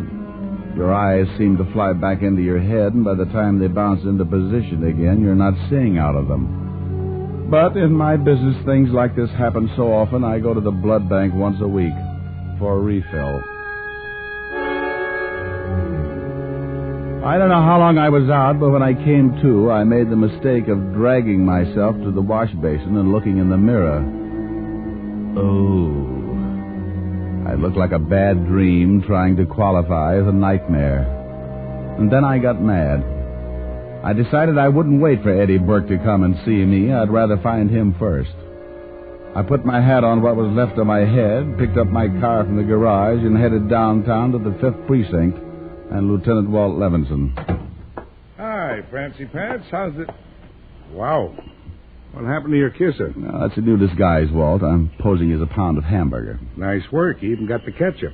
No kidding, Rick. What gives? Well, a guy by the name of Eddie Burke must be a frustrated plastic surgeon. Well, he's not frustrated anymore. What caused it, Rick? It beats me. Burke came in, acted like I should have a package that belonged to him. Well, maybe he thought you were a Chinese laundry. Very funny. Ha-ha. Don't kill yourself. You crack some more like that and I might. Come on, let's get back to Burke. Well, I didn't know what package he was talking about and told him so. He thought I was lying and went to work on my face. Well, cheer up. It's an improvement. Bless your brass buttons and head. Thank you. You're welcome. Anyway, this was supposed to be a warning of what would happen next time Burke contacts me. What's he going to do, make weekly visits or something? Oh, no, nothing chummy like that. He just promised to look me up once more for the package. I see. Well, what brings you down here? You come to cry on my shoulder or fill out an assault charge against Burke? Neither, you sympathetic soul, you. Just thought you might know something about this Burke guy. I'd like to look him up and play some more games. I'll bet. Well, we've had Eddie Burke down here a few times. I'll get his file. What's his racket? He was sent up on a counterfeiting rap several years ago. Before that, he was mixed up in about every... Yeah, here we are. There's his folder. Good. It's a big one, isn't it? I'm going to look at a list of his friends. He said a gal named Casey told him I had the package. Casey? Never heard of him with a girl by that name. Oh, sure. She's the lad with the bat. What bat? The one she struck out with. Struck out? What are you talking about? You remember Casey at the bat? Yeah, but that was a man. Oh, here, look at the file. The only name you'll find connected with Burke is Manny Warren. Manny Warren? Oh. When was Manny mixed up with Burke? On that counterfeiting rap. We couldn't prove anything against Manny, so we let him go. You think he might know where Burke is now? It's hard to say. Manny's been running a big garage over on 71st. The address there in the folder. Yeah. Well, that seems to be the only lead. Here. You know, that package Burke lost and thinks you might have. Thought that was important, huh? Important enough to bash my head in. Why? I'm just thinking. When Eddie was picked up, we never found the plates he was making the phony dough from. Chances are he hit him. You think the plates might be in the package? Could be. Only I still can't figure out why this Casey dame would say she gave them to you. Well, neither can I, Fatty. But I'll try and find out. See you later. I drove across town and located Manny Warren's big garage. From the looks of the place, Manny had come a long way from his counterfeiting days with Eddie Burke. There were several trucks inside, but just one man, a beefy-looking character pounding out a dent in one of the truck fenders. I walked over to him. Say, buddy. Hey. Hey! Huh? Oh. Is the boss around? Who wants to know? That's a silly question. I want to know. Maybe he is, maybe he ain't. What do you want to see him about? I'd like to hire a truck. My relatives are coming in town for a sightseeing tour. Huh? Oh, skip it. Where's Manny? You tell me who you are, maybe I'll tell him you're here. Boss don't like to be interrupted all the time. Okay. We'll play it your way. Tell him Richard Diamond wants to see him. Richard Diamond? You're the private eye? The private black eye at the moment. Snap it up, huh? Okay, I'll tell Bill, on that blue car, you'd better... Ah. Hello, Manny. Well, Diamond. I haven't seen you around for quite some time. I bet you've been heartsick. Yeah. What brings you down here? Eddie Burke. Eddie, yeah. Okay, Bill, get back to work. Yeah. Come on in the office, Diamond. Sit down. I'm not tired. About Eddie. What about him? You seen him lately? Well, what I want with a punk like Eddie. You were pals once. I'm glad you said once, Diamond. That was 7 years ago. I run a legitimate business now. So it seems. You must have made plenty off that counterfeit money to start a place like this, Manny. Yeah, just watch yourself, Diamond. They proved Eddie was mixed up in the queer money, not me. Yeah, let's skip the small talk. You know of any place Eddie might be staying? As like I say, it's been a long time since I knew Eddie. He had a girl back then, though. Maybe he still runs around with her. Was her name Casey by any chance?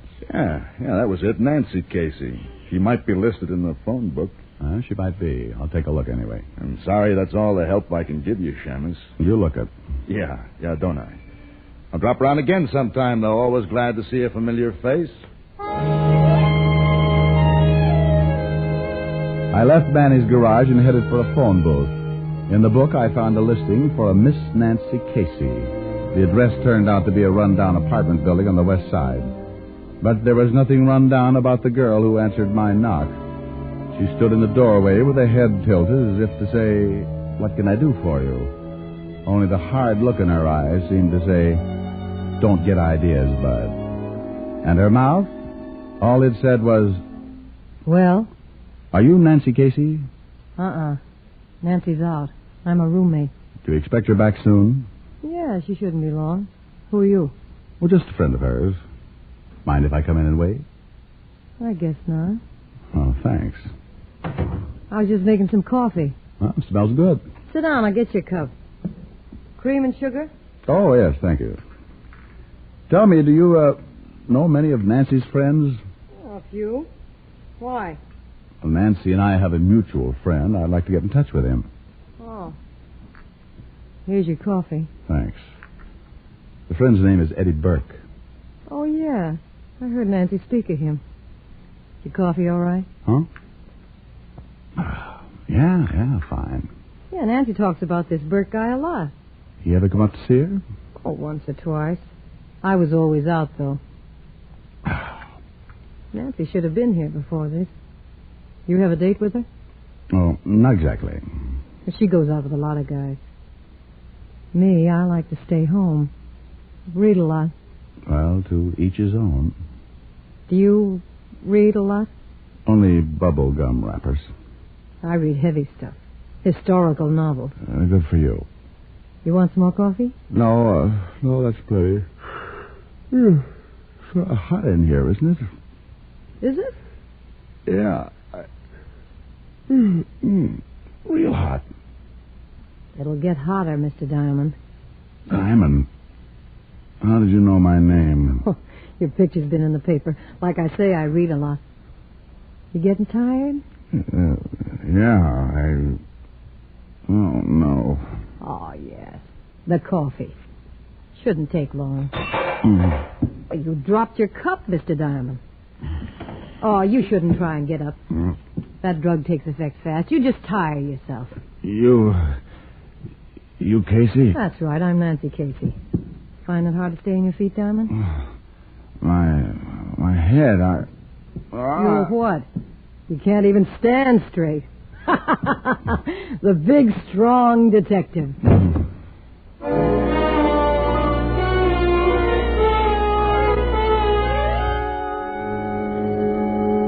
It was a long, peaceful sleep. I kept having a falling sensation like I was floating down into a dark well, only there was no bottom. My head felt light, and finally, I don't know how much later, I seemed to stop floating. My senses came back, and I remembered Casey and the cup of coffee. And then I heard the pounding. At first, it sounded far away, but it got louder. I felt something in my hands.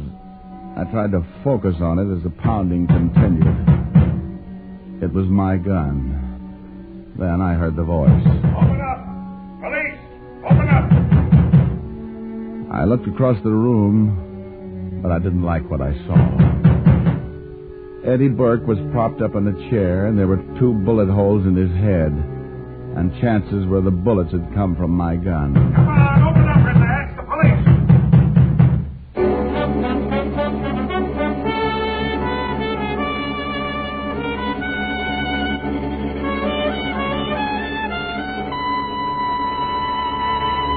Before we continue with Richard Diamond, here are a few words about smoking enjoyment.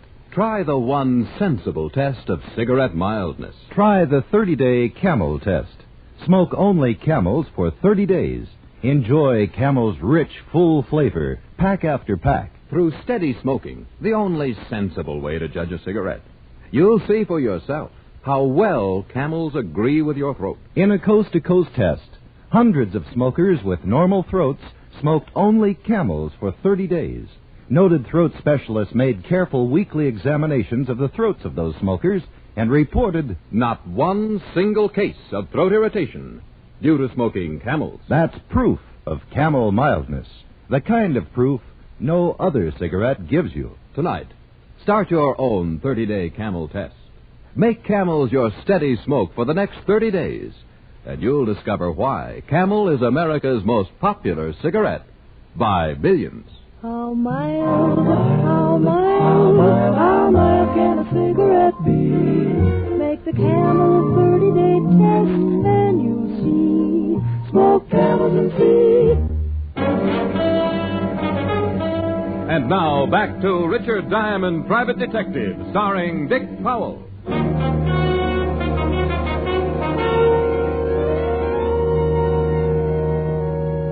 I opened the door of Nancy Casey's apartment and admitted Lieutenant Walt Levinson homicide.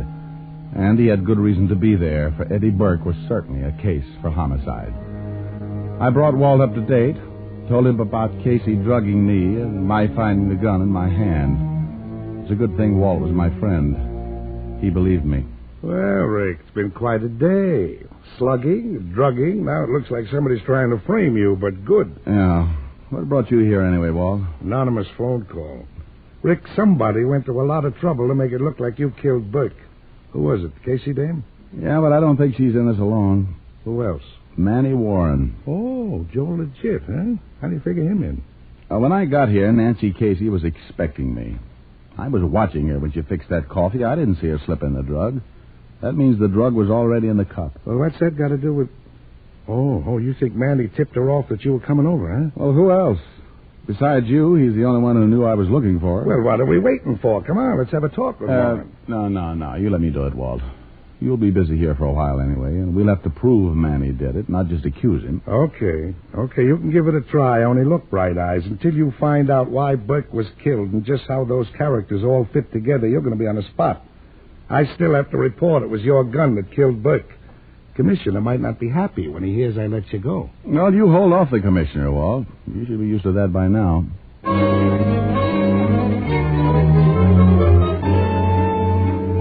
I left the apartment and drove across town back to Manny Warren's garage.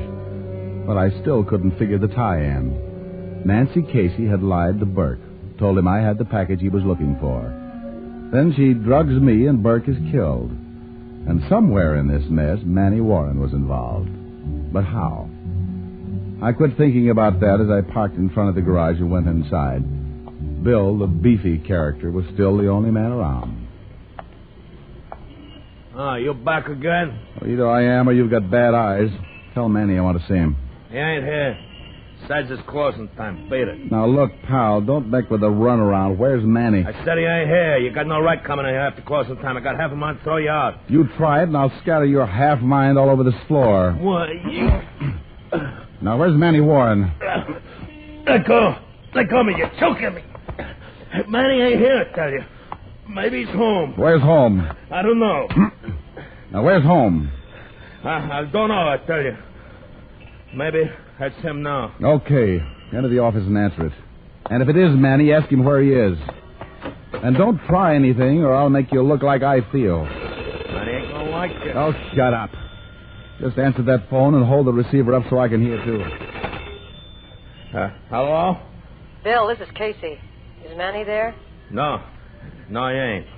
Well, I'll try his home then. If he should come in, though, tell him I found a place I'll be staying in for a while. I'm registered at the Carter Hotel as Nancy Collins. You got that? Yeah, I got it. Well, that's as good as Manny's address. Come on, Bill. Where you think you're taking me? To that closet over there. That'll keep you out of the way temporarily. Oh, no, you don't. I dragged Bill into the closet, locked it, and then headed for the Carter Hotel.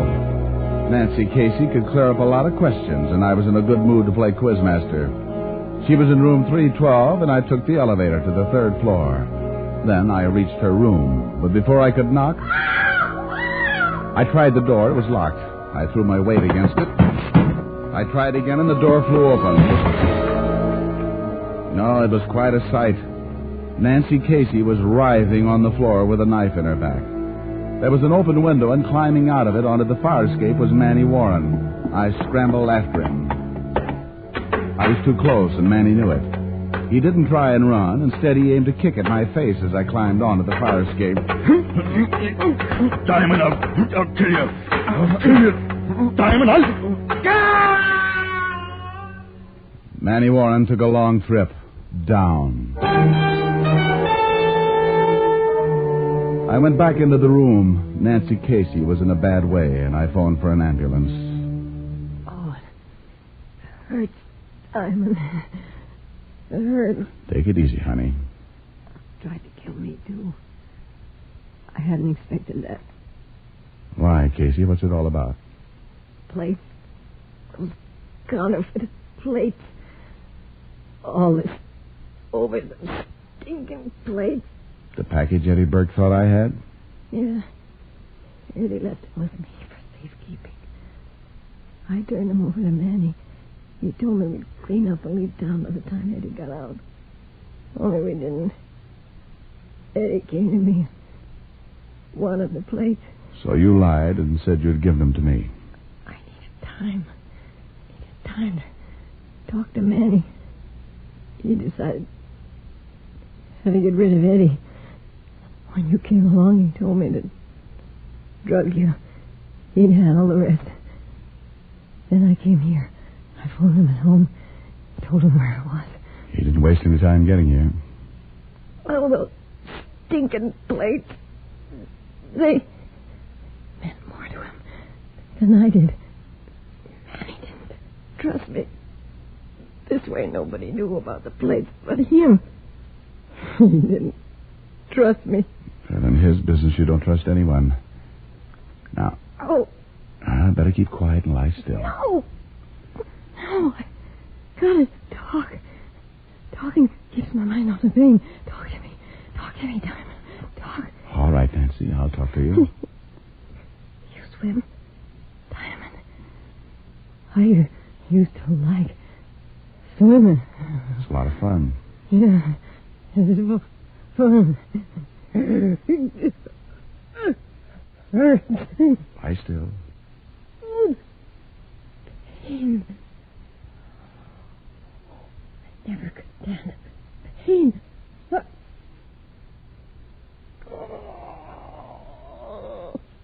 Nancy. Well, at least it doesn't hurt anymore, does it, kid?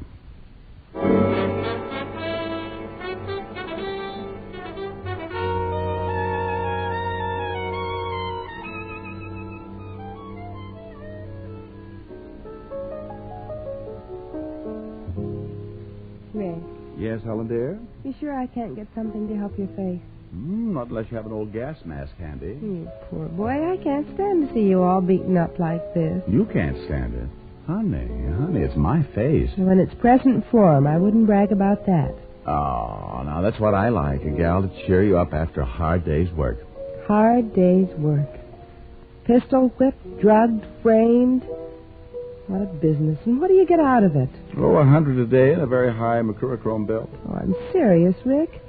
Other men lead pleasant, quiet lives. They have nice jobs, nice homes, nice wives. Oh. I knew this conversation was leading somewhere. Well, while we're on the subject... I'm not safe. Dear, I want you to hear the nicest song. Oh, no. I'll sing it just for you. I might as well give up with my cold. You can sing louder than I can talk. Oh, saved by the skin of my vocal cord. Just wait until one day you have laryngitis, coward. How much do I love you? I'll tell you no lie. How deep is the ocean? How high is the sky? How many times a day do I think of you? How many roses are sprinkled with dew?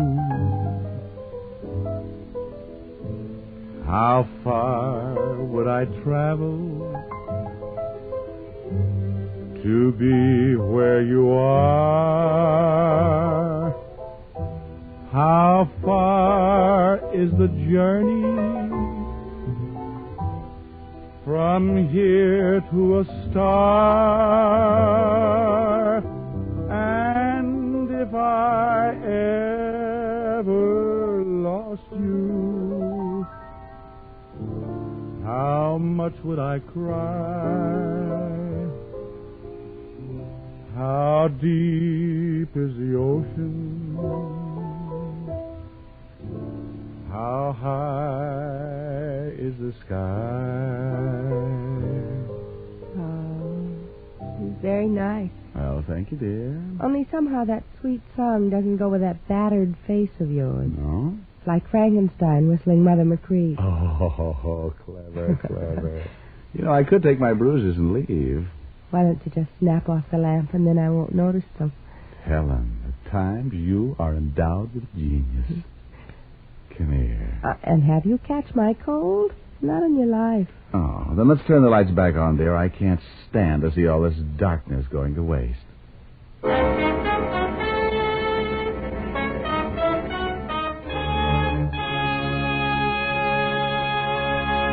Dick Powell will return in just a minute.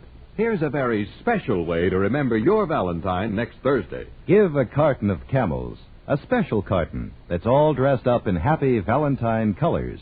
It's available wherever Camels are sold. Camels make such a welcome gift. They're America's most popular cigarette, leading all other brands by billions. How mild, how mild, how mild can a cigarette be? Smoke Camels and see. Here's Dick Powell with a special message. Thank you. Ladies and gentlemen, every week the makers of Camels send thousands of packs of Camels to military and veterans hospitals.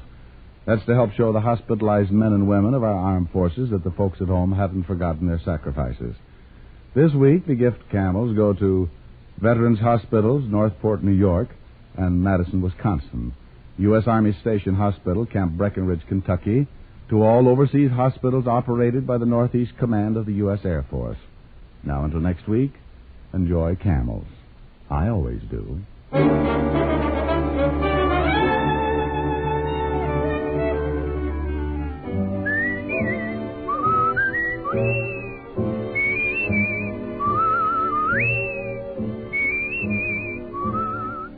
Tonight's adventure of Richard Diamond was written by Dick Carr with music by Frank Worth. Virginia Gregg was heard as Helen Asher and Alan Reed as Lieutenant Walt Levinson. Others in the cast were Bill Conrad, Jeanette Nolan, and John Daner.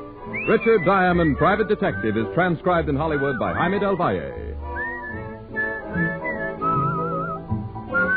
Be sure to listen to another great camel show, Vaughn Monroe and the Camel Caravan, every Saturday night.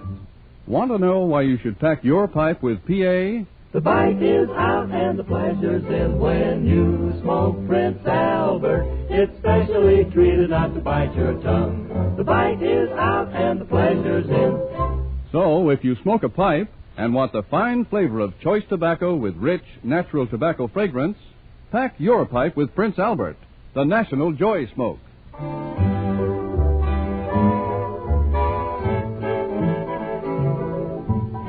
Listen next week for another exciting adventure of Richard Diamond, starring Dick Powell.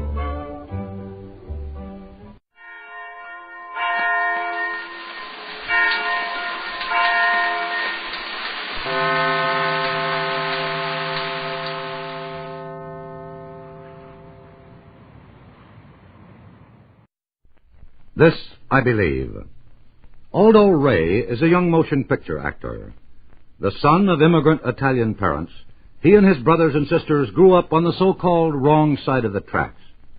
In high school and college, he played football and planned to make it a career. A leg injury changed his plans, however, and he decided to go into politics. He got himself elected constable of his hometown of Crockett, California, at the age of 23. His entrance into films was almost accidental. A Hollywood director liked his hoarse voice and engaging smile, and persuaded him to try out for a bit part in a film about college football. His next role was a starring one, and he now seems firmly established in pictures. This is Aldo Ray's creed. I believe in belief in God. My God-given senses assure me that all components of what I know mentally and physically have their origin in God, who is eternally good. Looking for good and expecting the best to happen have been the basic sustenance of my happiness and success, however modest the success may be in comparison with the happiness. I believe in people. I have confidence in them. So that they may have confidence in me and believe in me, I find it best to be honest with myself, knowing myself as meant to be aware of human frailties as well as positive qualities. When at 23 I ran for constable in my hometown of Crockett, California, the professional politicians I know took me for a stupid kid who didn't know enough to conduct a campaign. But my belief in my friends and their power as a unit and their belief in me won me the office. When Columbia Pictures asked me to attempt an acting career, to which I had never previously given any thought, it seemed to me a positive step to take, though I had felt that my field lay in politics. Many a person assured me that I was taking an awful chance in motion pictures, that my chances of success on the basis of statistics were infinitesimal. But I looked for good and expected the best to happen, and it has. Use of my God-given senses has made life ultra-pleasant. Only when I have thoughtlessly forgotten or pushed aside the common sense God gave me have I found life momentarily ungratifying. I thank God I have not yet made life ungratifying to anyone else on more than a temporary basis. In my few years of life, I have had more than my share of happiness and success, and it has all come since I found myself having faith in people and people having faith in me. This has given me peace of mind. I do not believe there is any gap between success and happiness and peace of mind. They are all one vintage. Too many persons I know are wrought up in nervousness and apprehension, making big problems out of absolutely nothing, unable to cope with life living, for some reason unknown to me, with a fear that God and people mean them harm. Life has many rewards to offer, but to me, the greatest is the knowledge that I have been a positive influence. I can think of no finer feeling than to see people finding an inspiration or belief in life which I may have fostered by words or actions. What greater thrill than to have given someone knowledge or skill?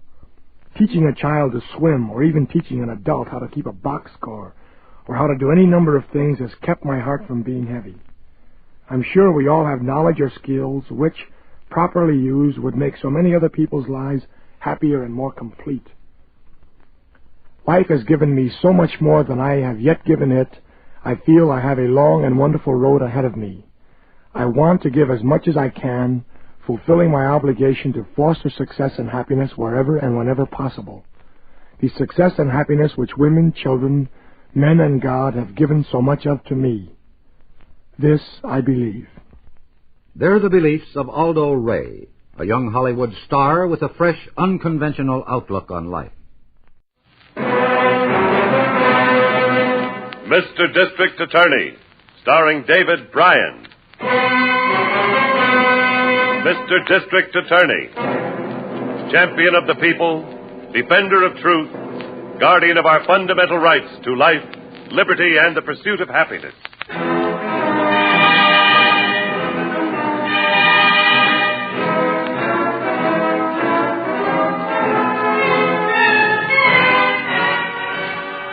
And it shall be my duty as district attorney not only to prosecute to the limit of the law all persons accused of crimes perpetrated within this county, but to defend with equal vigor the rights and privileges of all its citizens.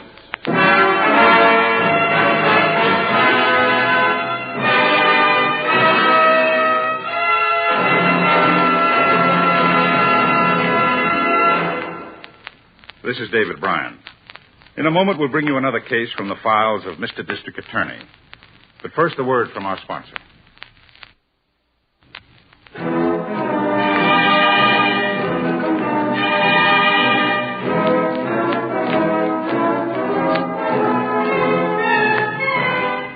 And now, here is our star, David Bryan, as Paul Garrett, Mr. District Attorney.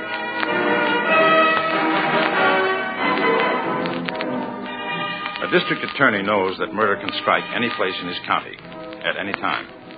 This case started on a rainy afternoon on an almost deserted highway west of the city.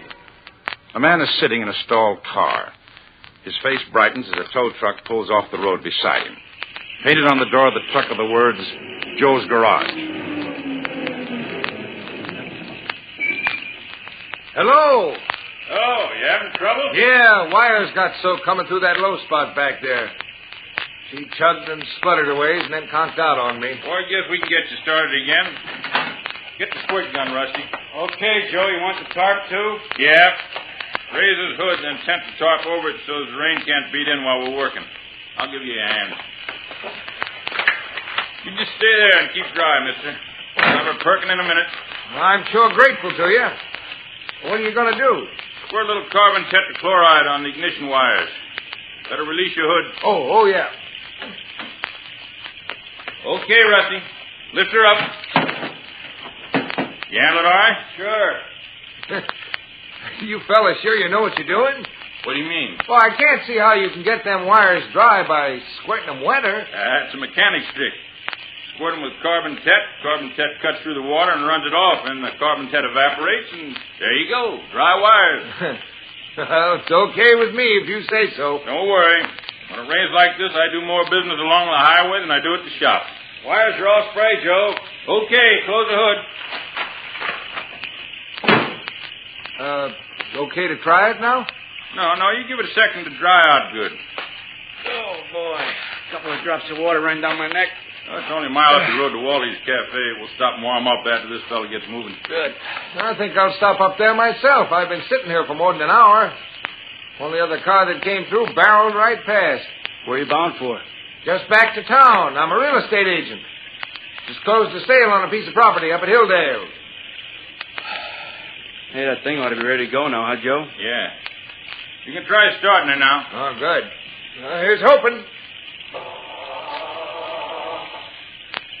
Try it again.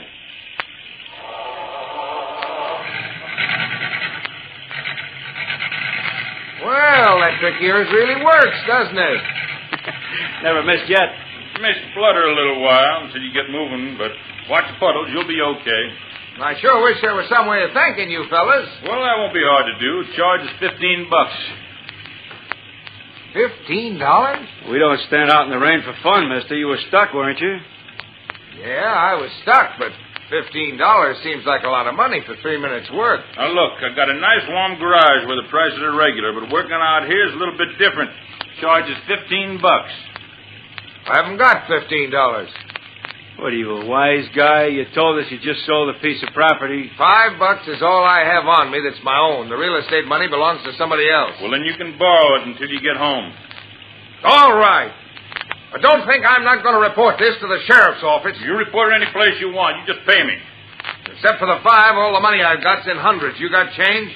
You being funny. I'm telling you, it's all $100 bills. That's the way I was paid. You want your money, I'll meet you at that cafe you mentioned and get change. Wally wouldn't have change for 100 in that crummy joint. The change ain't the problem, Joe. The problem is whether or not this guy's really got $100 to begin with. Yeah, that's right. Let's see the color of your money, mister. You're not seeing anything. I've decided to go to the sheriff's office first before I pay you. You think we're going to stand here in the rain and argue with you? Hey, give me those car keys. Come on, mister. Out. Let go of me. Let go of my throat. Pay up. Never mind the conversation, Joe. You got hands and he's got pockets. No. Stop this kicking, Rusty. Yeah, I'll stop it. No. Hey, look. He has it all right. Must be close to $1,000. Well, what do you say, Joe? You report it when he comes to. We can fix it so he won't. If he's going to sign a complaint against us anyhow, that wise guy, where's your nerve? Got as much nerve as you got. All right, then grab his feet and let's take him into the bushes. Yeah.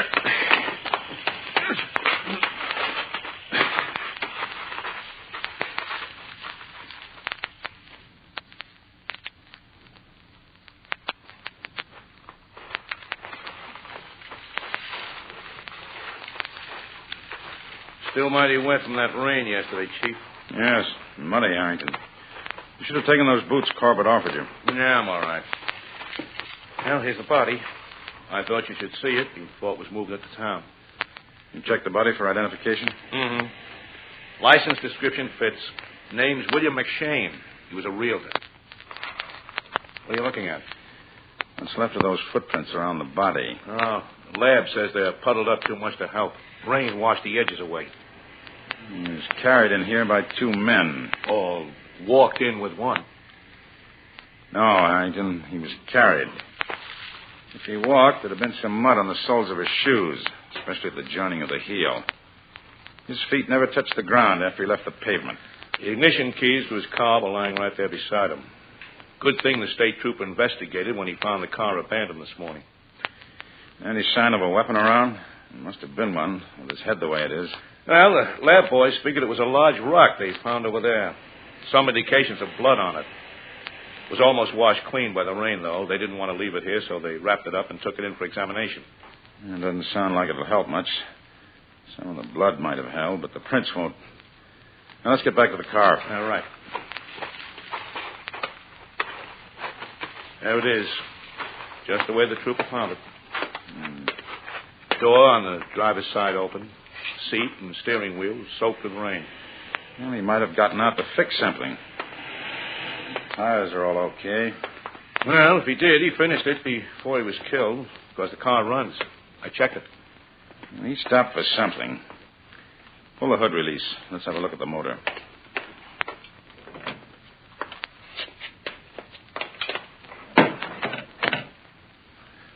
There's no sign of any fresh tool marks. Wires haven't been taped anyplace. No, but look. Huh? What? Sort of a thin white film on the wires. Distributor and coil connections, too. I want the lab to check that. Morgan's still here with the mobile unit. He'll be able to work better indoors. Have him tow the car to the nearest garage. What was the name of that cafe we passed? About a mile up the road. You mean where the trooper met us? Wally's. Good. When Morgan finishes, he can radio his findings into the office, and Miss Miller can relay them to us at the cafe by phone. Meanwhile, you and I can get some breakfast. Right.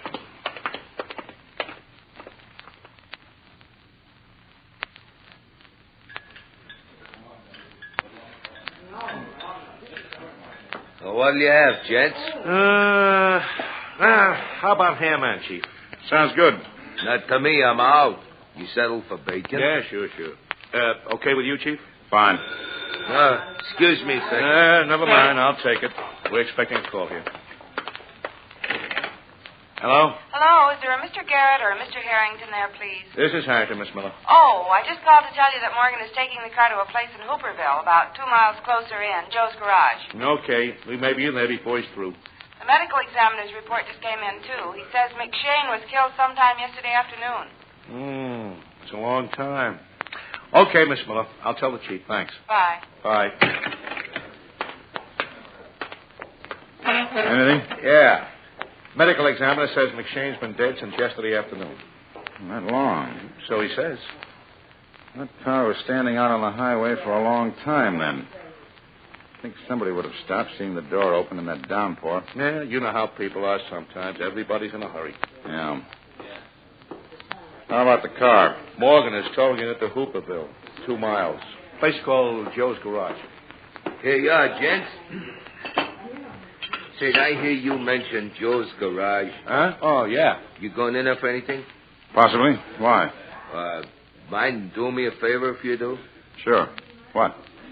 Ask Joe to bring out a fan bell for my pickup next time he passes this way, huh? Fan bell. All right. That's why I ain't got no ham. I couldn't make a trip in for supplies this morning. Tried to get him on the phone a couple of times yesterday, but I didn't get no answer. Well, rain might have kept him busy. Yeah, I guess so. I just missed flagging him down on the road yesterday afternoon. I saw him coming around the curve. I expect him to stop, but he didn't. Just went barreling by in his tow truck. Yesterday afternoon, you say? Yeah, about 4 o'clock, headed for his garage. I should have run out and signaled him. I sure didn't have nothing else to do. The darn rain. I bet I didn't shove 3 blue plates across this counter all day. Big breakfast plate this morning, though. Excuse me while I get on them dishes. Yeah, sure. That garage tow truck must have compassed the spot where McShane's car was found, Chief. Yes. Ordinary drivers might have passed the car with the door open like that. Seems to me that a mechanic would stop, though. Doesn't it to you? Especially in that rain. Yeah. Of course, maybe the car wasn't there yet. Medical examiner couldn't fit the exact time of death. Might have been there too long before he got to it. Well, if the garage man didn't see the car, it'll be some help anyhow. We'll know McShane was killed after 4 o'clock. Yeah. I was one... Could that be Miss Miller again so soon? You want to get that? Yes. I'll take it. Hello? Mr. Garrett? Yes, Miss Miller. Mr. Garrett, we located McShane's wife. She just came into the office. I think you'd better come in and talk to her. Do you know anything? McShane sold a piece of real estate yesterday. He called her after he closed the deal. He was carrying $1,200 cash and $100 bills. We'll be right in. I have to skip breakfast now, Harrington, and get back to the office. McShane's wife is there. Oh? She give any line on a motive? $1,200 he was carrying. Here's your money, Wally. Oh, but you didn't eat nothing. What's wrong with it? Oh, just a rush business call. We'll see you next time around. Well, hey, you'll remember about that fan belt, won't you?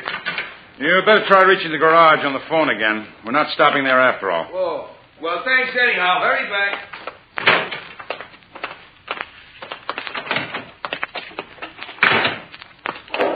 $1,200 in cash. You know what it sounds like to me, Chief? What?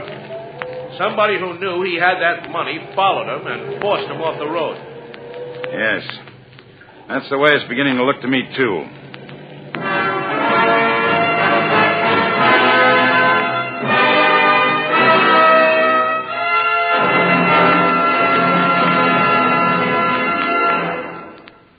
This is David Bryan. Before we continue with Mr. District Attorney in the case of the murderous Good Samaritans, here is an important message from our sponsor.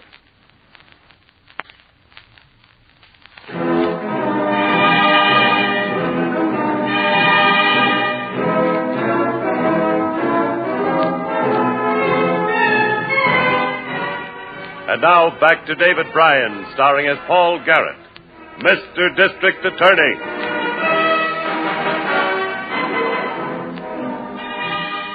A man had been murdered and his car abandoned at the side of a rain-drenched road. His wife gave us our first indication of a motive, $1,200 in cash that the dead man had been carrying. We questioned her further at my office. How did you know your husband was carrying the money, Mrs. McShane? He telephoned me from upstate after he made the sale. Wasn't a cash transaction a little bit unusual? No, not with the Atherton sisters. Mrs. McShane, did your husband have anything else of value on him? Anything of his own, I mean. I don't think so. Jewelry of any kind. Oh, wristwatch. That's all. There was no watch on the body, Chief. Do you know what make it was, Mrs. McShane? No, I just know he had one, that's all. He wore it all the time. I never gave it no special notice. Could you describe it? Gold? Leather strap? I don't know. All men's watches look the same to me. Well, would you know it if you saw it again? I don't think so. I don't know. Can I go now? Yes. Thank you for coming in. Here, let me get the door for you.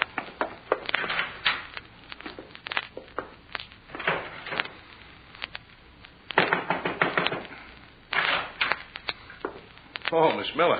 Hi. I didn't mean to close the door in your face. Oh, it's all right. I knew she was upset. I didn't want to come in until you'd finished with her.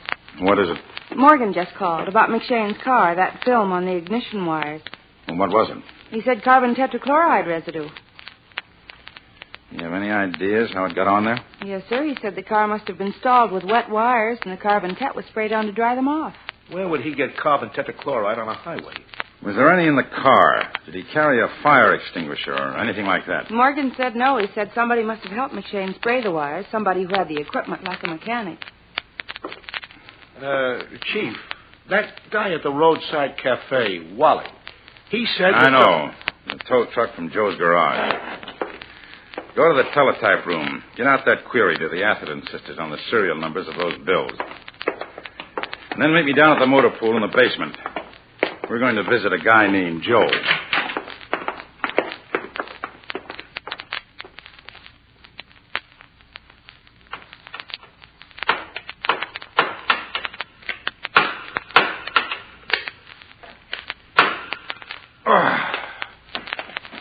Is that all you got to do, Rusty? Throw playing cards into a hat? What would you like me to do? Well, give me a hand with this fender. No, thanks. I'm no grease monkey. I only work for you when it's raining. Oh, you're a sweet guy. A real sweet guy. When it comes to taking the gravy. So what? Well, I think it's a good idea to keep working, that's what. So who's stopping you? You! Hey, here's another customer. Work yourself to death.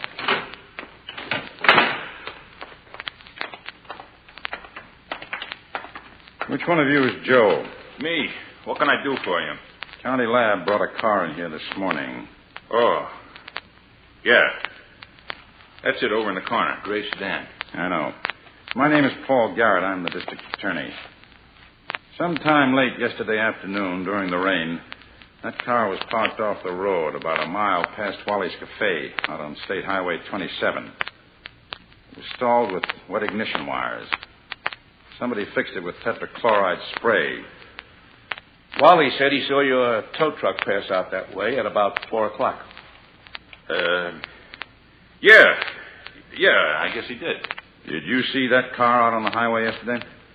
Well, I can't say for sure. Yeah, maybe. I guess you're going to be busy for a while, huh, Joe? I'll call you later. Sure. Sure, Rusty, you go ahead. Oh, if you don't mind, I'd like you to wait just a second, please. Sure. I don't work here, though. Just wait. You keep saying maybe about that car, Joe. How about making it yes or no? Well, I did stop for a gray sedan out on 27. Yeah, I guess it might have been that one. Lots of gray sedans around, though. Not yesterday, there weren't. Then you did get that car started? Yeah. Was the driver all right when you left him? Well, yeah, he was all right. You still want me to wait? Oh, I almost forgot about you. No, I was just wondering if you might have been with Joe when he fixed McShane's car. Oh, no. I'm hardly ever around here. He just happened to stop by today. I see. Well, thank you. You're welcome. So long. Oh, by the way. Yeah? I think my watch is stopped. What time have you got? Just 20 past 2. Thanks. Yeah, that's a good-looking watch. Keeps pretty good time? Yeah, right on the dot. Looks like you've had it for a long time. Yeah, quite a while. You must have gained a lot of weight since you bought it. Huh? I don't get you. The strap is getting too small for your wrist. Badly worn mark on the leather band there where you used to hook it through the fourth hole. You're wearing it hooked through the second hole now. So long. Yeah, I'd be seeing you around, Joe. Well, Harrington, I guess we might as well get back to the office.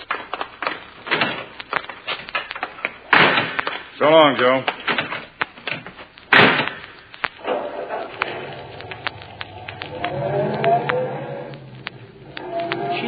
What the devil were you Never mind. Did you pick up those playing cards I signaled you to get? Yeah. I had a tough time figuring what you wanted for a minute, though. All I could get was a few of them while they were talking to you. They're in my pocket. Now, don't touch them any more than you have to until we get them to the lab. But what's the idea? Those cards are greasy. They'll be covered with clear prints. Joe's and that other fellow's who just happened to stop by. I want to know if either or both of them have records. Ah, now I get it. And that wristwatch business. Well, that wasn't his watch. And from the size of him, I figured that his wrist would be just about 2 notches bigger than McShane's. I want McShane's car moved to the police lab.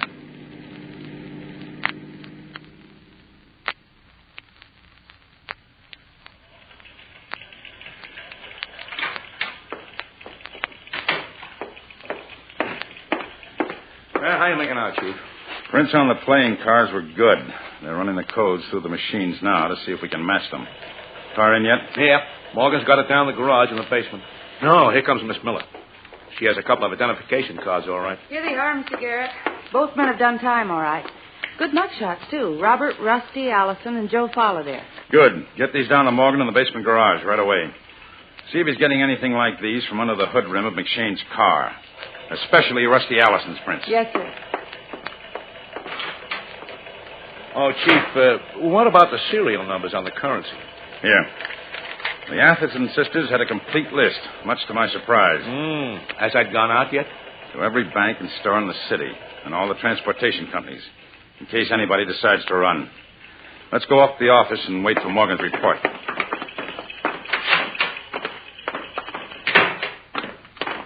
Mr. Garrett. I wanted that stuff to go down right away. Well, I didn't have to go down. Morgan was coming up when I reached the elevator. He found what you wanted.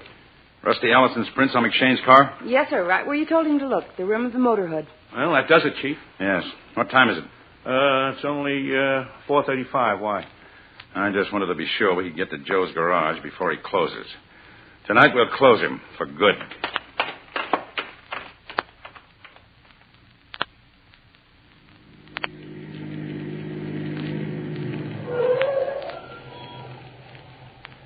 Place looks like it's shut down, Chief. Get out and look around. Yeah. Locked all right. Only 5 after 5. The service truck is gone. You wouldn't make a run in that. Yeah, wait a minute. Sign on the door there, written in pencil. Out on service call. An emergency. Phone Elmwood 4677. Elmwood 4677. I've seen that number before, earlier today. And so have you. Huh? Where? When we answered the phone calls from Miss Miller at Wally's Cafe. Hey, that was the Elmwood Exchange. And Wally wanted a new fan belt for his pickup. Come on.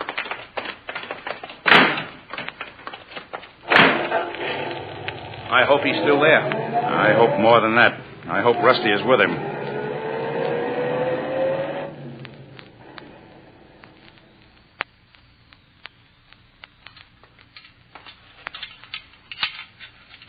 Yeah, that does it. All I got to do now is tighten the generator, and she's fixed. Hand me the wrench, will you, Rusty? Now, why don't you keep things where you can get at them? Oh, never mind. I'll get it myself. Okay, get it. Just don't look to me for free labor. Drops dead. Say, you two ain't in some kind of trouble, are you? What makes you ask that? Well, just the way you're acting, that's all. 2 fellas here this morning wanted to know all about you passing on the highway yesterday during the rain. Yeah, and you had to tell them, too, didn't you, you big-mouth hair-slinger? Why don't you go out in front and tend to your cooking? Don't you go calling me names, jailbird. What was that? You heard me. You're an ex-con. Who told you that? I hear things. Well, you keep hearing all you want, but if you ever tell anybody, especially the 2 guys that were here this morning... Why? Because of the guy who was killed up the highway? Oh, Joey. This guy needs a little lesson. I wouldn't do that if I were you. What? That's a pretty interesting conversation you boys were having. I thought you weren't with Joe when he came by here yesterday, Rusty. I wasn't. Then how did your fingerprints get under the hood of McShane's car? Get something, Joe! Look out, Chief! You all right, Chief? Yeah, just dizzy. I had the fire. He'd have split your skull open. He's dead. I had nothing to do with this. We know you didn't, Wally. Just get out front and call for a police handler. Yeah. You're going to pin this on me, aren't you? You killed him, and now it's all on me. Look how to get a break. It was his idea. Sure. It's always the dead man's idea. He can't contradict you. But you were there, weren't you, mister? What did they do to me? Can't you answer that one for yourself? Huh? Yes. What did you do to McShane?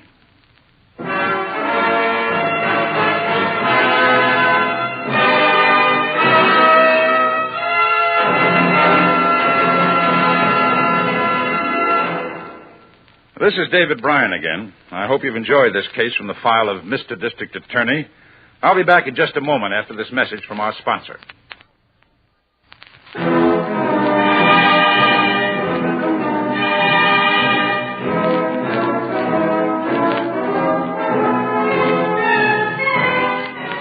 Now, here is the star of Mr. District Attorney, David Bryan, with a word about the program you have just heard.